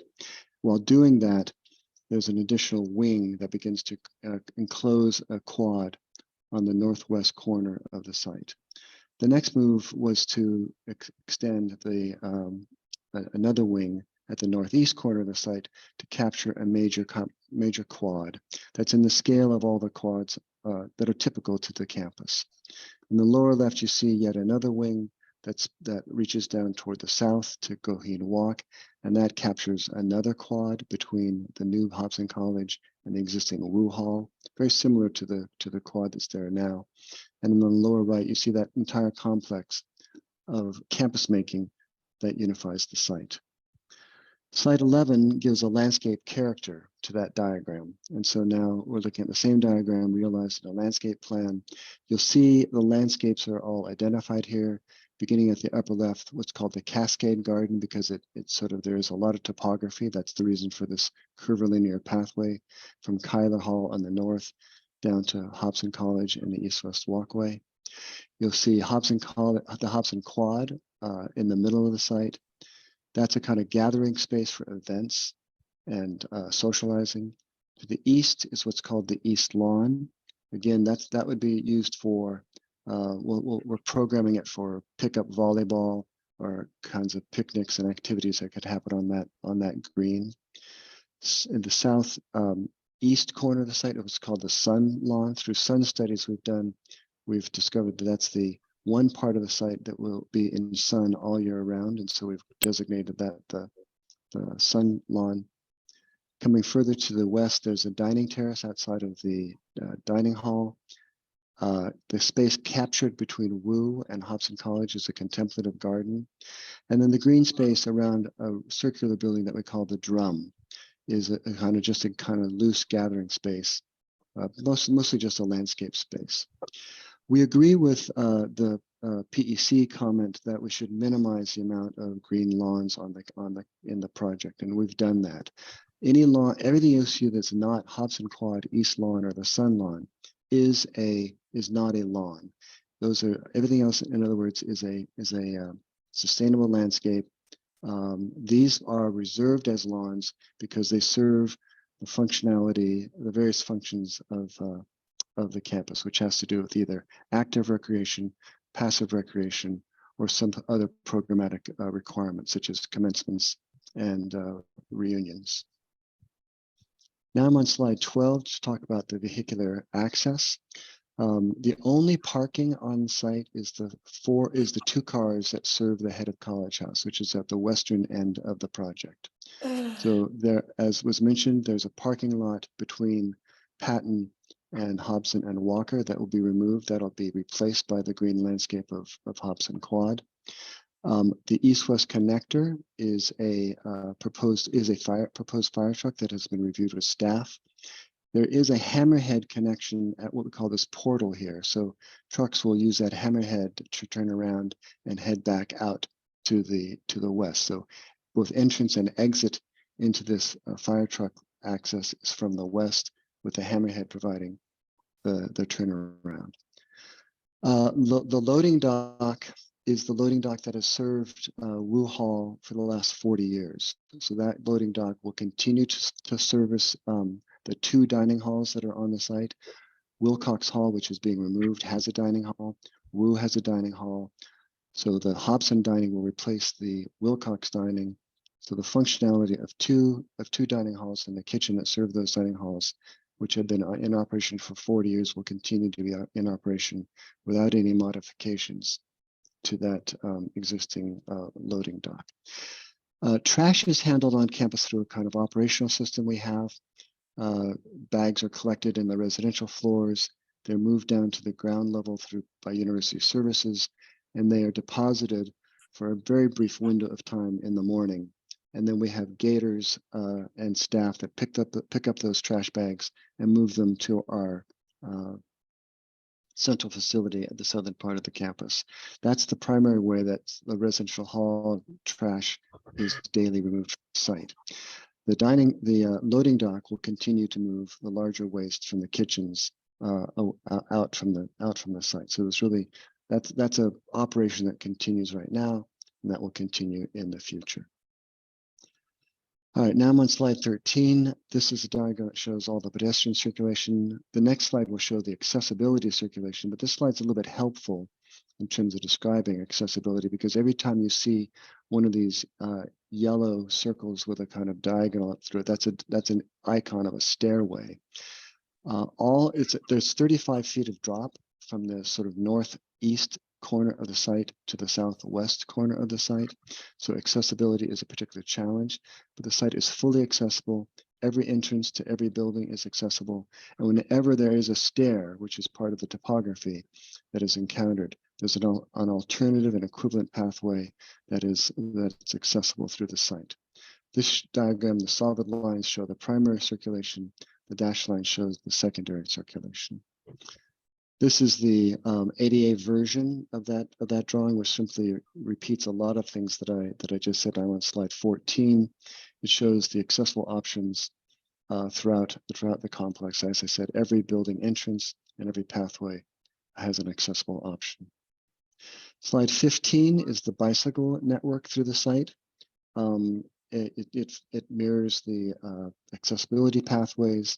There are pathways for cyclists, or I'd say anybody who rides on wheels, which these days is cyclists, scooters, skateboards, all sorts of strange devices that students can put on, can get on wheels. We'll use this kind of network.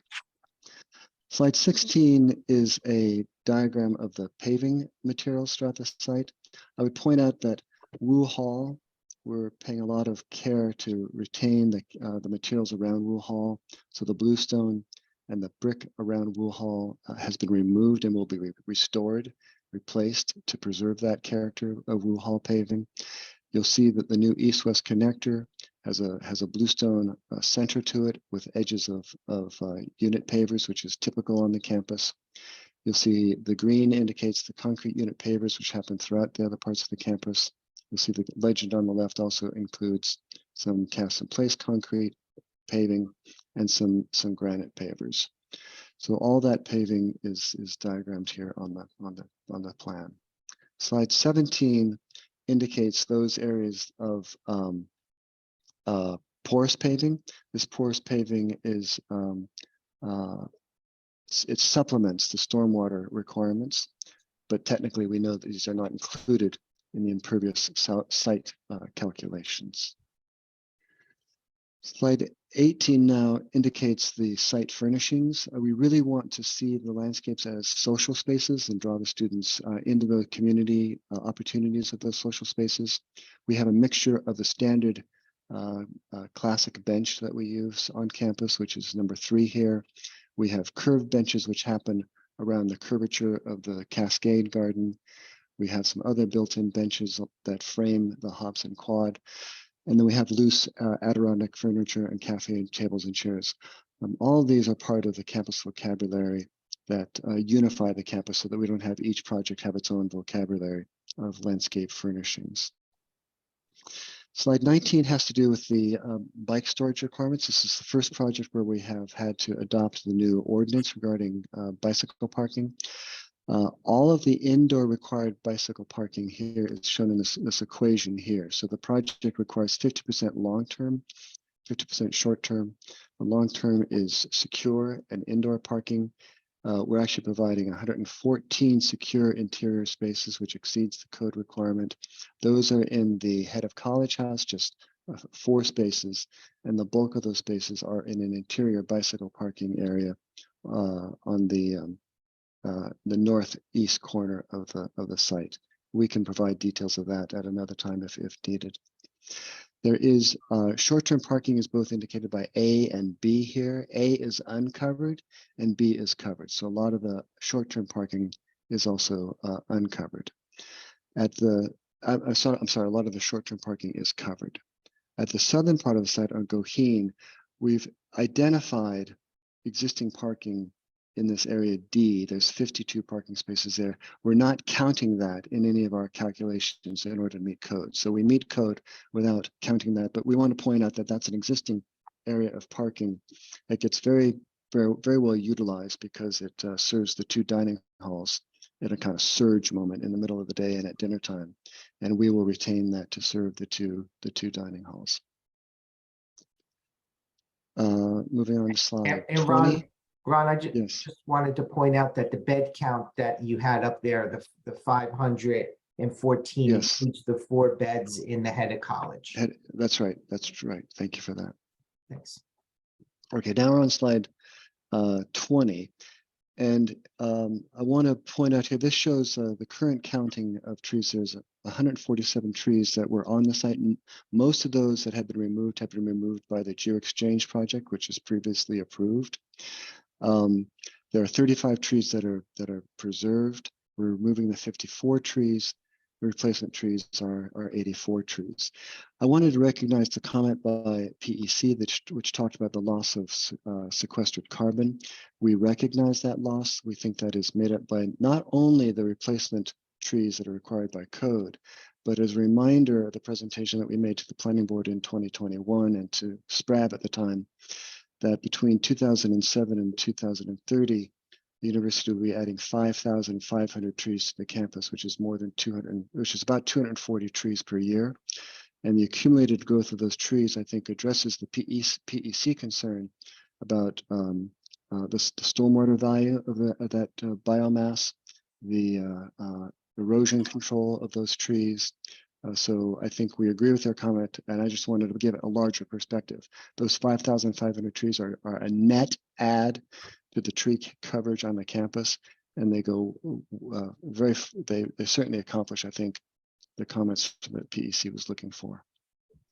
Now in slide 21, this again reiterates I'm going to switch to and give this over to Stone in just 1 second. I just wanted to make one point on this slide, which has to do with the fact that we do have 13 non-native trees. And I wanted to point out that those non-native trees are above and beyond the trees that we are planting to meet the ordinance. In fact, as I said, we are 30 trees more than the ordinance, and 13 of those trees are non-native. They basically, Stone can describe where those trees are, but they are simply, they allow us to continue to foster the campus as something that's like a arboretum quality, with the tradition of flowering trees that some of are not native on campus. And so we think that we're doing both. We're meeting the habitat requirements by exceeding the ordinance, and then we're allowing ourselves also to support the arboretum-like quality of the campus with some non-native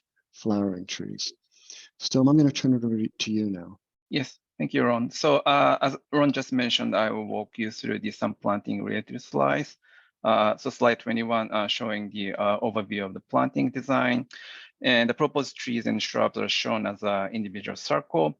And the dark green indicates where the ground cover planting goes. And the light green area indicates the lawn.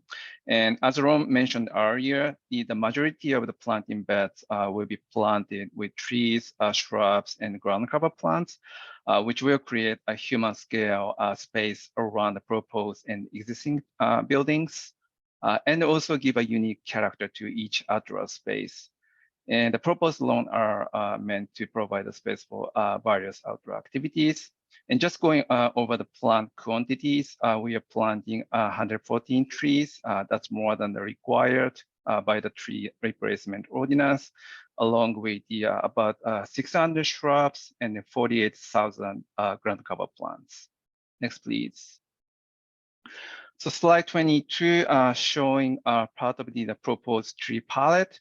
Mainly canopy and shade trees in this slide. They include the maple, beech tree, honey locust, oak, and so on. And all these trees are shown here are native, except the London plane tree at the bottom left corner. Next, please.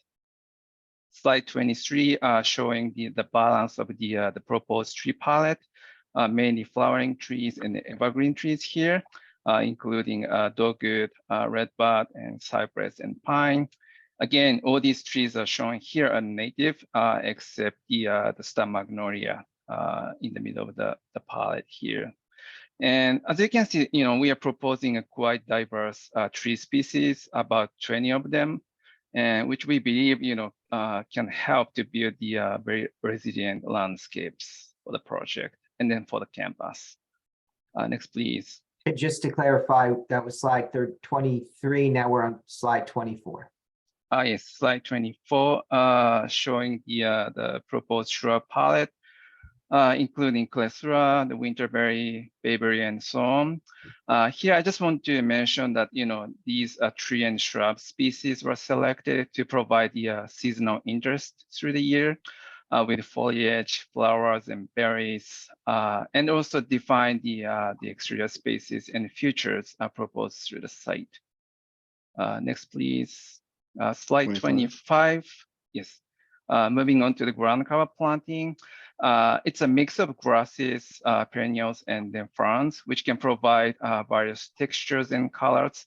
And it's not just like a two-dimensional green that covers the ground, but it is more like a three-dimensional and rich and lush greenery proposed for the project.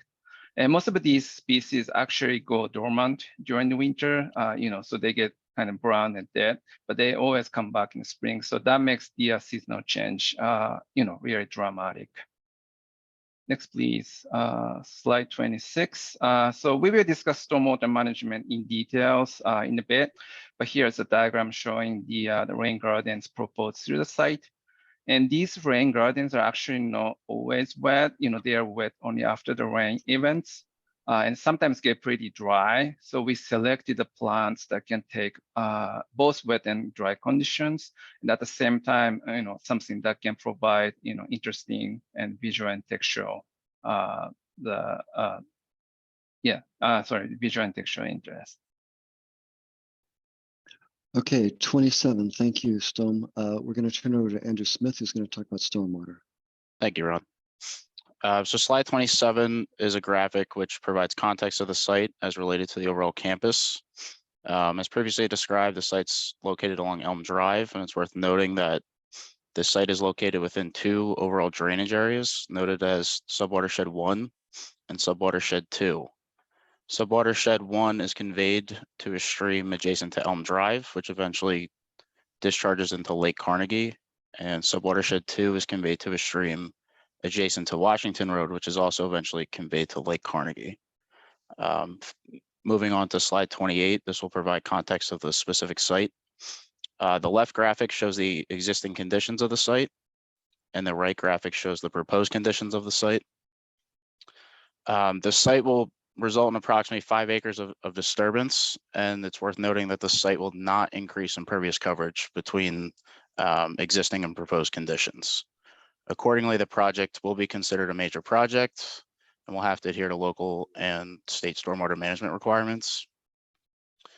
In order to address quantity requirements, the drainage areas to both Subwatershed 1 and Subwatershed 2 are not changed in the post-construction condition. That being said, the post-construction flows for the 210 and 100-year design storms remain unchanged or they're not increased under the post-construction condition, as well as the fact that the time of concentration for flows to both drainage areas remains unincreased. Based on the local ordinance, quality is not required as there's a reduction in vehicular pavement in the post-construction condition. However, I want to note that we are providing stormwater quality treatment in any new vehicular pavement that we're proposing, which is the Head of College driveway located right off of Elm Drive. And lastly, we're required to meet groundwater recharge requirements, and the way we're doing that is matching existing annual recharge volumes across the site. However, stormwater management systems are not shown on this slide. Slide 29 shows the proposed stormwater management facilities that we intend to install on the site, shown in orange. Andrew, before you go on, can you go back one slide? Sure. I just want to clarify for the board, existing conditions, you calculate 2.8 acres of impervious. Under the proposed conditions, the 2.8 acres that you calculate, that does include the permeable pavers in the impervious calculation, correct? The permeable paver footprints are counted as impervious coverage. That's correct. Okay, thank you. I just wanted to clarify that for the board. Yes, thank you. So slide 29 shows the various stormwater management facilities we're proposing on the site. Colored in orange are the 3 areas of porous pavement, 2 of which being pedestrian spaces, but 1 of which being the Head of College driveway. The areas in blue, shaded in blue, are the subsurface infiltration basins, which we're proposing basically beneath the open lawn spaces that we have available. The purple shaded areas represent bioretention basins or rain gardens, which have been closely coordinated with the landscape design of the site. And the areas in green represent green roofs, as portions of the building will be covered with green roofs. And I want to note that the analysis of the site did not account for the installation of these systems. So any further analysis in which we account for these systems will show a further reduction in runoff leaving the site.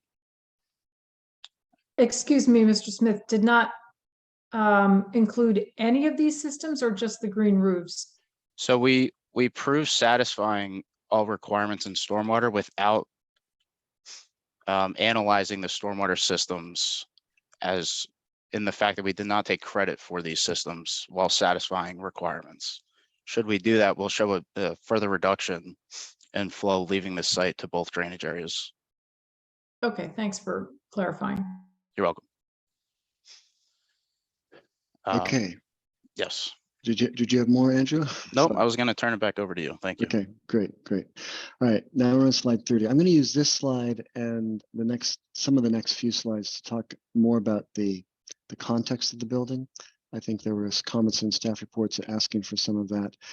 I would say that it's important to note that these buildings have a variety of building heights. When you will experience Hobson College as one-story buildings, 3-story buildings, 4-story buildings here, and other places, and 5-story buildings. And that variety of building heights is definitely part of the Princeton campus. Princeton campus, at any one moment, one is in the context of building heights that are 1, 2, 3, 4, 5 stories tall. So this fits very, very well within that. Where it butts up against Patton, it's a 4-story building adjacent to the 4 to 5-story buildings of Patton. Where the building comes next to Walker, it's a 4-story building next to the Walker building, which is 2 stories and a tall, actually 4 stories in parts of it. Where it comes up against Feinberg is taller than Hobson. To the east, the buildings are taller than Hobson. Where it comes up to Goheen Walk, and meets the existing Wu Hall, which is really a very modest building. It scales down to a 3-story building on one side and a 1-story building on the other side. So it's a very careful effort to control the massing, to both be in the tradition of the kind of variety of massing strategies that you find on campus and the particular conditions of this site. Moving to slide 31, this is a section through the site taken from east to west, pretty much along that east-west connector, looking to the north. Now, what you're seeing, obviously, the campus slopes up to the north, and so in the far distance here, you're seeing all the way to Chancellor Green. But what it means is that because of that topography, the buildings that are north of the project sit high. So this building always sits down in the landscape when you come upon it from the south, and it always sits away from the major corridors like Goheen Walk, so that the tallest building in the site is isolated in the middle to further minimize any perception of height of the campus. So you can see here some of the adjacent heights. This is Hobson here at 55 feet. This is the 40 feet of Walker. Here's Hobson at 60 feet, and here's Feinberg sitting taller than that. Next, on slide 32, we're going to talk a little bit about the building. On slide 33, just a reminder of the program. As I said, there's about 33,000 net assignable square feet for the college programs, which are the large social spaces, including things like commons and dining halls and things like that. The bed space, that's part of the 104,000 net square feet. The total here is the gross square feet. So we've got a little bit of apples and oranges. We're talking about net square feet and gross square feet. And I want to also summarize that there were 400 beds on this site. Some of those beds, I think 78 of those beds have been removed because of the UHS project, which is previously approved. The balance of the beds are removed because of the Hobson project. And there's a net increase of 113 beds on the site. On slide 34, this is another diagram that explains in this orange color the disposition of that college program. As I said, these spaces are larger, public, taller ceiling, and could not be accommodated in the 8-foot, 10-inch high ceilings of the existing building or the narrow floor plates of those existing buildings. Those buildings have floor plates that are significantly narrower than we're able to achieve in a new building. So even if you're able to preserve a fragment of the existing buildings, that's all you'd be left with is a sort of fragment, because you would need to raise the roof ceiling, the ceiling heights, floor to floor heights, and you need to expand them to accommodate the kind of program. So the blue you'll see on this plan, those are the residential portions of the building. So there are residences at the ground level, but the college social space is organized along that east-west walkway to create and take advantage of creating community and take advantage of the transparency that we're able to achieve in this kind of crossroad condition of the campus that we described earlier. Wu Hall here is at the sort of southwestern part of the site. It's attached to that 3-story building that I pointed out, and the commons and the dining room are in this wing That's a north-south wing that reaches down toward Goheen Walk. This is a section through the, this is a north-south section. You can see the diagram on the upper right here. We're taking it through this terraced orchard of landscape down through the tiny terrace down to Goheen Walk. And in the distance, you can see how the scale of the building sits next to Gio, both the kind of peak of Gio, the gable roof of Gio, which is about 74 feet compared to 60 feet of this 5-story building of Hobson, and up to 88 feet for the towers. Both of the Schultz buildings and the Lewis Thomas Laboratory building, which are adjacent to Goheen Walk further to the east, are also taller than the Hobson building. On slide 36, this is a east-west section looking to the north, primarily to show the configuration of the kitchen and servery, which sit below grade with a garden on top of them. This contemplative garden sits on top of them. That's one of the quads that I mentioned as part of the campus making. And then you'll see here the Commons building, the gallery space, and the residential on top of it, again, in a 5-story portion of the building. On the left, you see a space we call the Drum, that multi-purpose space, which is a single volume, but it's really sits like equal to a 2-story building on the campus. In slide 37, we're looking at, again, the diagram of the massing of the project and focusing on the head of College House. The head of College House is a private residence for the head of college. It's a 3-story townhome that sits on top of a parking structure, one level of parking beneath it. And while it's a private residence, it's also part of the public program of the college. And so it reinforces the publicness of that east-west walkway that goes through the site. Slide 38 is a diagram of the upper levels, a typical diagram of the upper levels of the project. I think the point that I would make here, again, is the point I made from the value proposition and the lack of viability of the existing buildings to support a cohesive single community. Anybody who lives in Hobson College is connected to everybody else who lives in Hobson College, and that connected community is essential in our vision of trying to create a community. The blue diagrams here indicate rooms for first-year students, which are gathered around lounges that support their sort of culturalization of the Princeton campus. These orange spaces are community clusters that gather the entire college community in a variety of spaces with kitchens, lounges, and study rooms. And the blue rooms the light blue rooms are for upper class students that tend to be at the sort of outer reaches of these hallways. Slide 39 is just a diagram of the variety of social spaces. These are abundant and distributed throughout this sort of single, unified, connected community. Again, these types of spaces would be impossible, particularly the connected nature of these spaces would be impossible with the existing inventory of spaces that were on the site.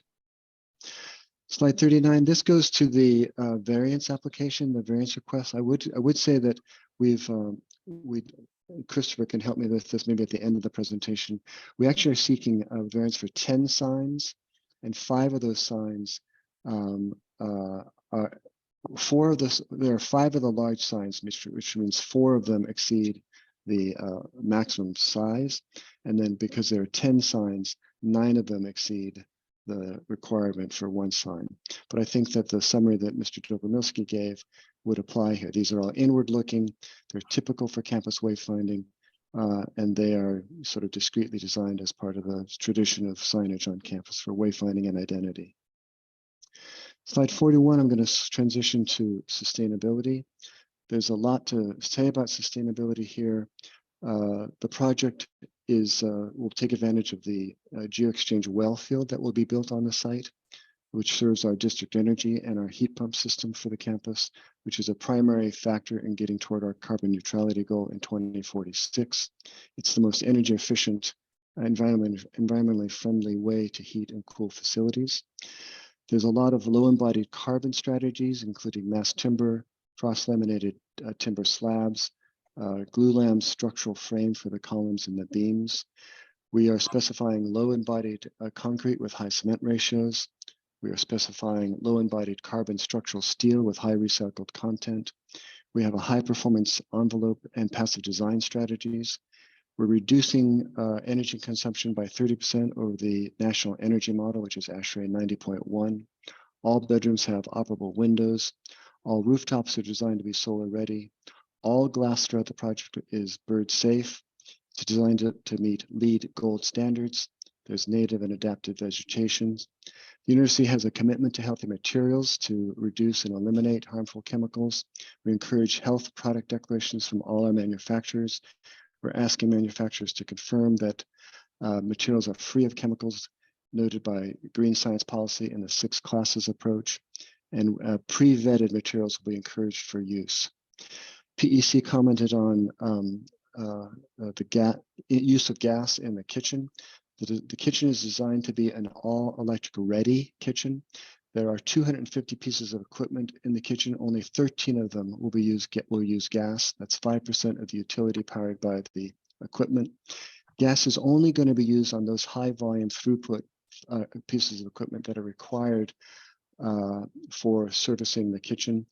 In those cases, we do not yet have fully viable and reliable alternatives in the all-electric version, but we expect that they will be available in the market as the market matures, and when they are, they will be adopted into the kitchen, so it will be an all-electric kitchen.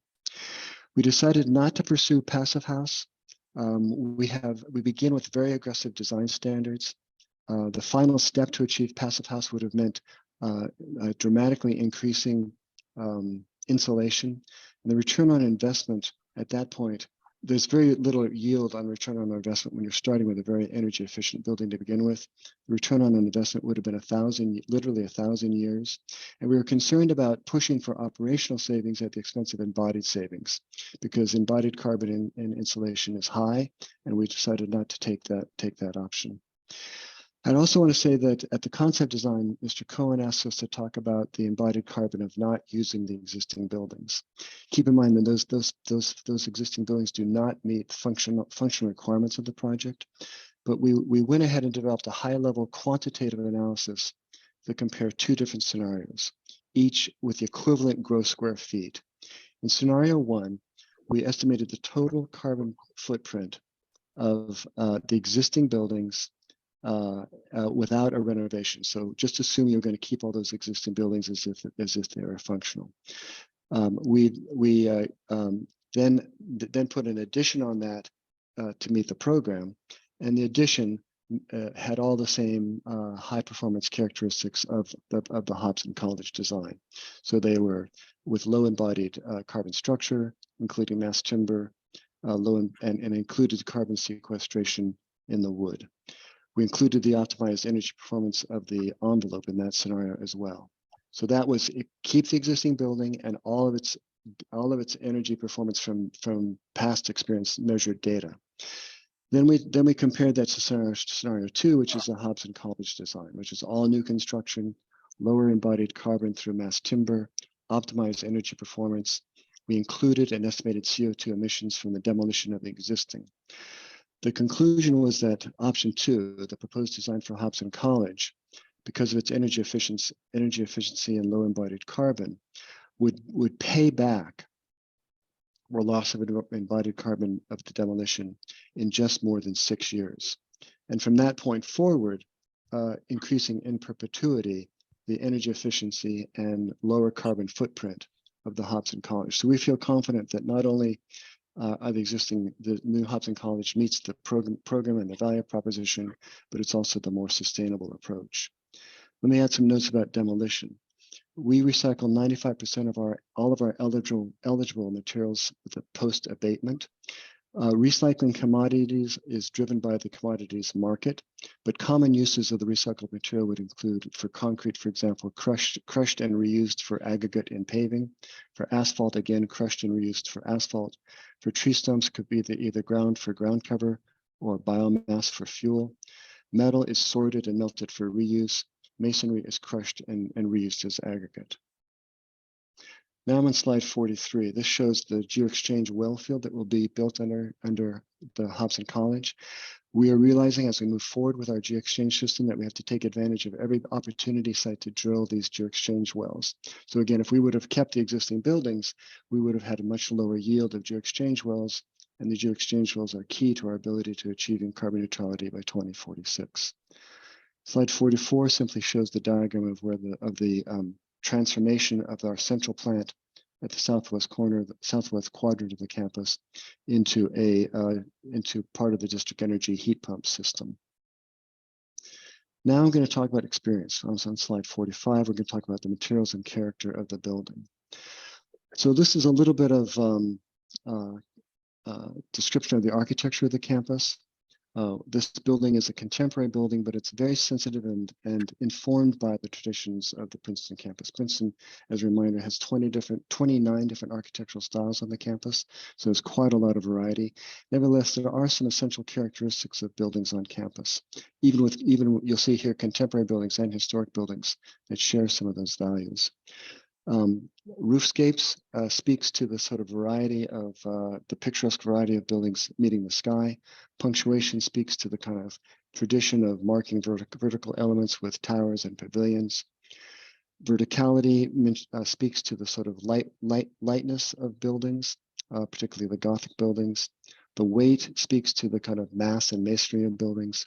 Articulation speaks to the ornamentation of buildings, which Lou Kahn called the adoration of the constructed joint. And variety speaks again to that notion of picturesque variety and variation among the campus. Hobson Building as a contemporary building picks up on and learns from all these lessons. Two things I wanted to point out here. One is the predominant characteristic of earth tone materials, masonry in particular. And so Hobson is proposing an earth tone material. And secondly, in a lot of these images, you'll see a sort of tone on tone articulation, so that the trim of the building is a tone that's very similar to the body of the building.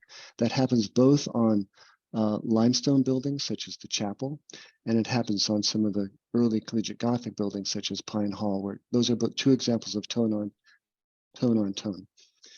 This is on slide 47, a photograph just taken recently of the brick material palette, shown with the other materials for Hobson, juxtaposed against the argillite stone of the building surrounding this site.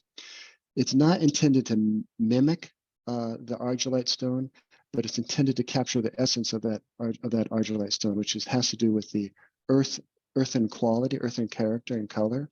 And the amazing kind of variety that you get in this argillite stone is picked up on this brick that we're proposing for Hobson College. You also see in the lower right portion, actually I'm going to go to slide 48. Slide 48 is a detail of that brick panel. You'll see the body of the brick, the kind of wonderful handmade quality of that brick is very much like a collegiate Gothic stone.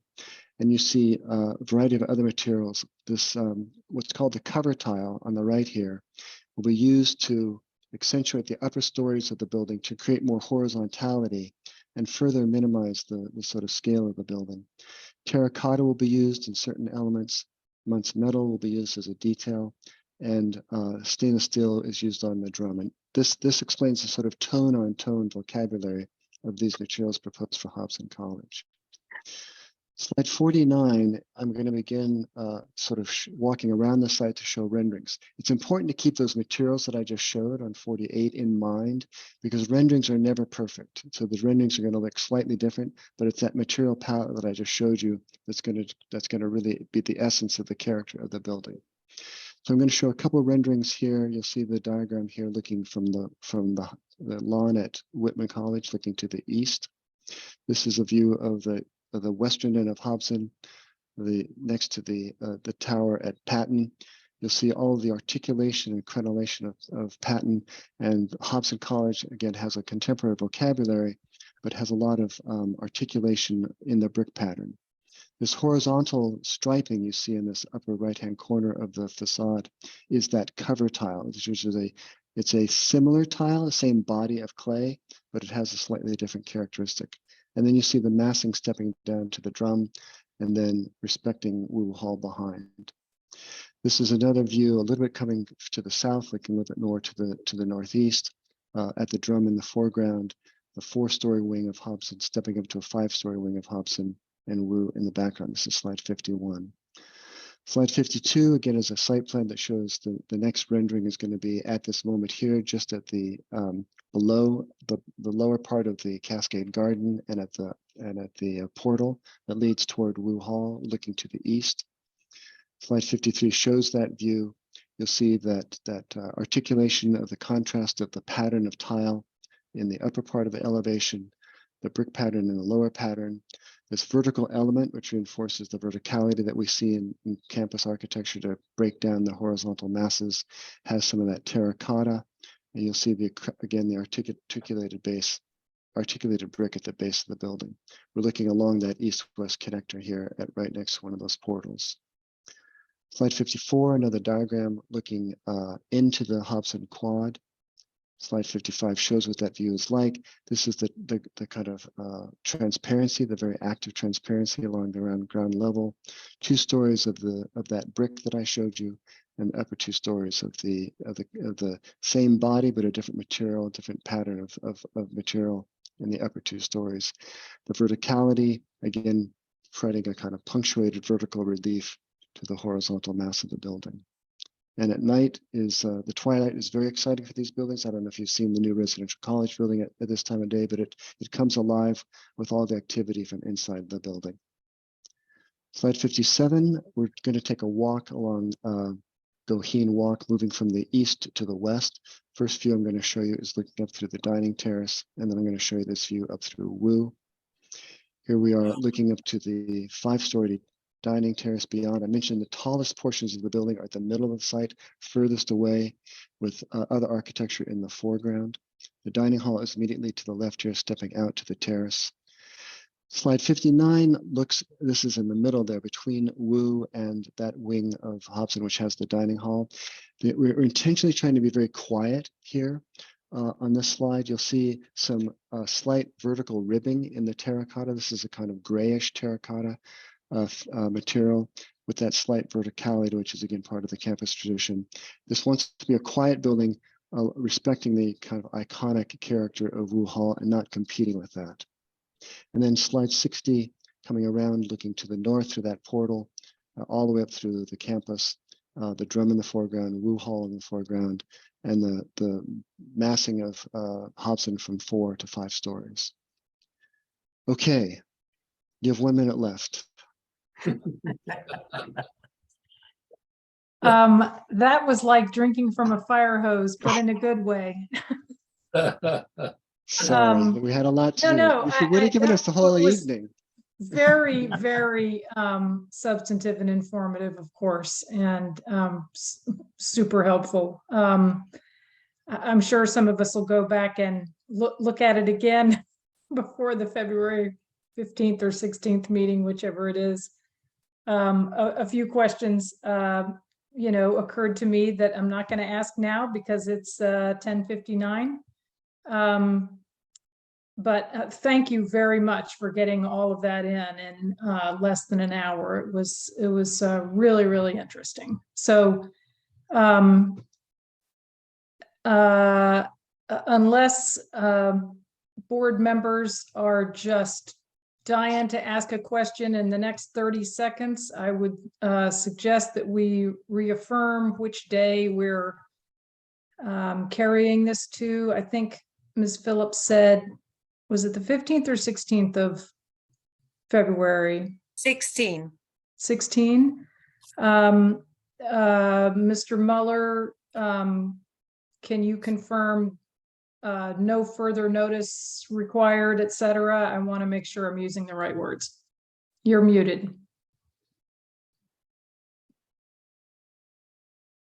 That's exactly right. There's no further notice that will be in the paper or go to residents.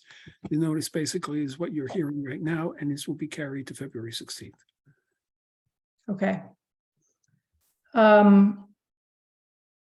Well, thank you again. I guess I'm looking at Mr. Cohen right in the middle of my screen. With his hand up. Madam Chair, would you entertain a motion to adjourn? I certainly happily would. Is there a second?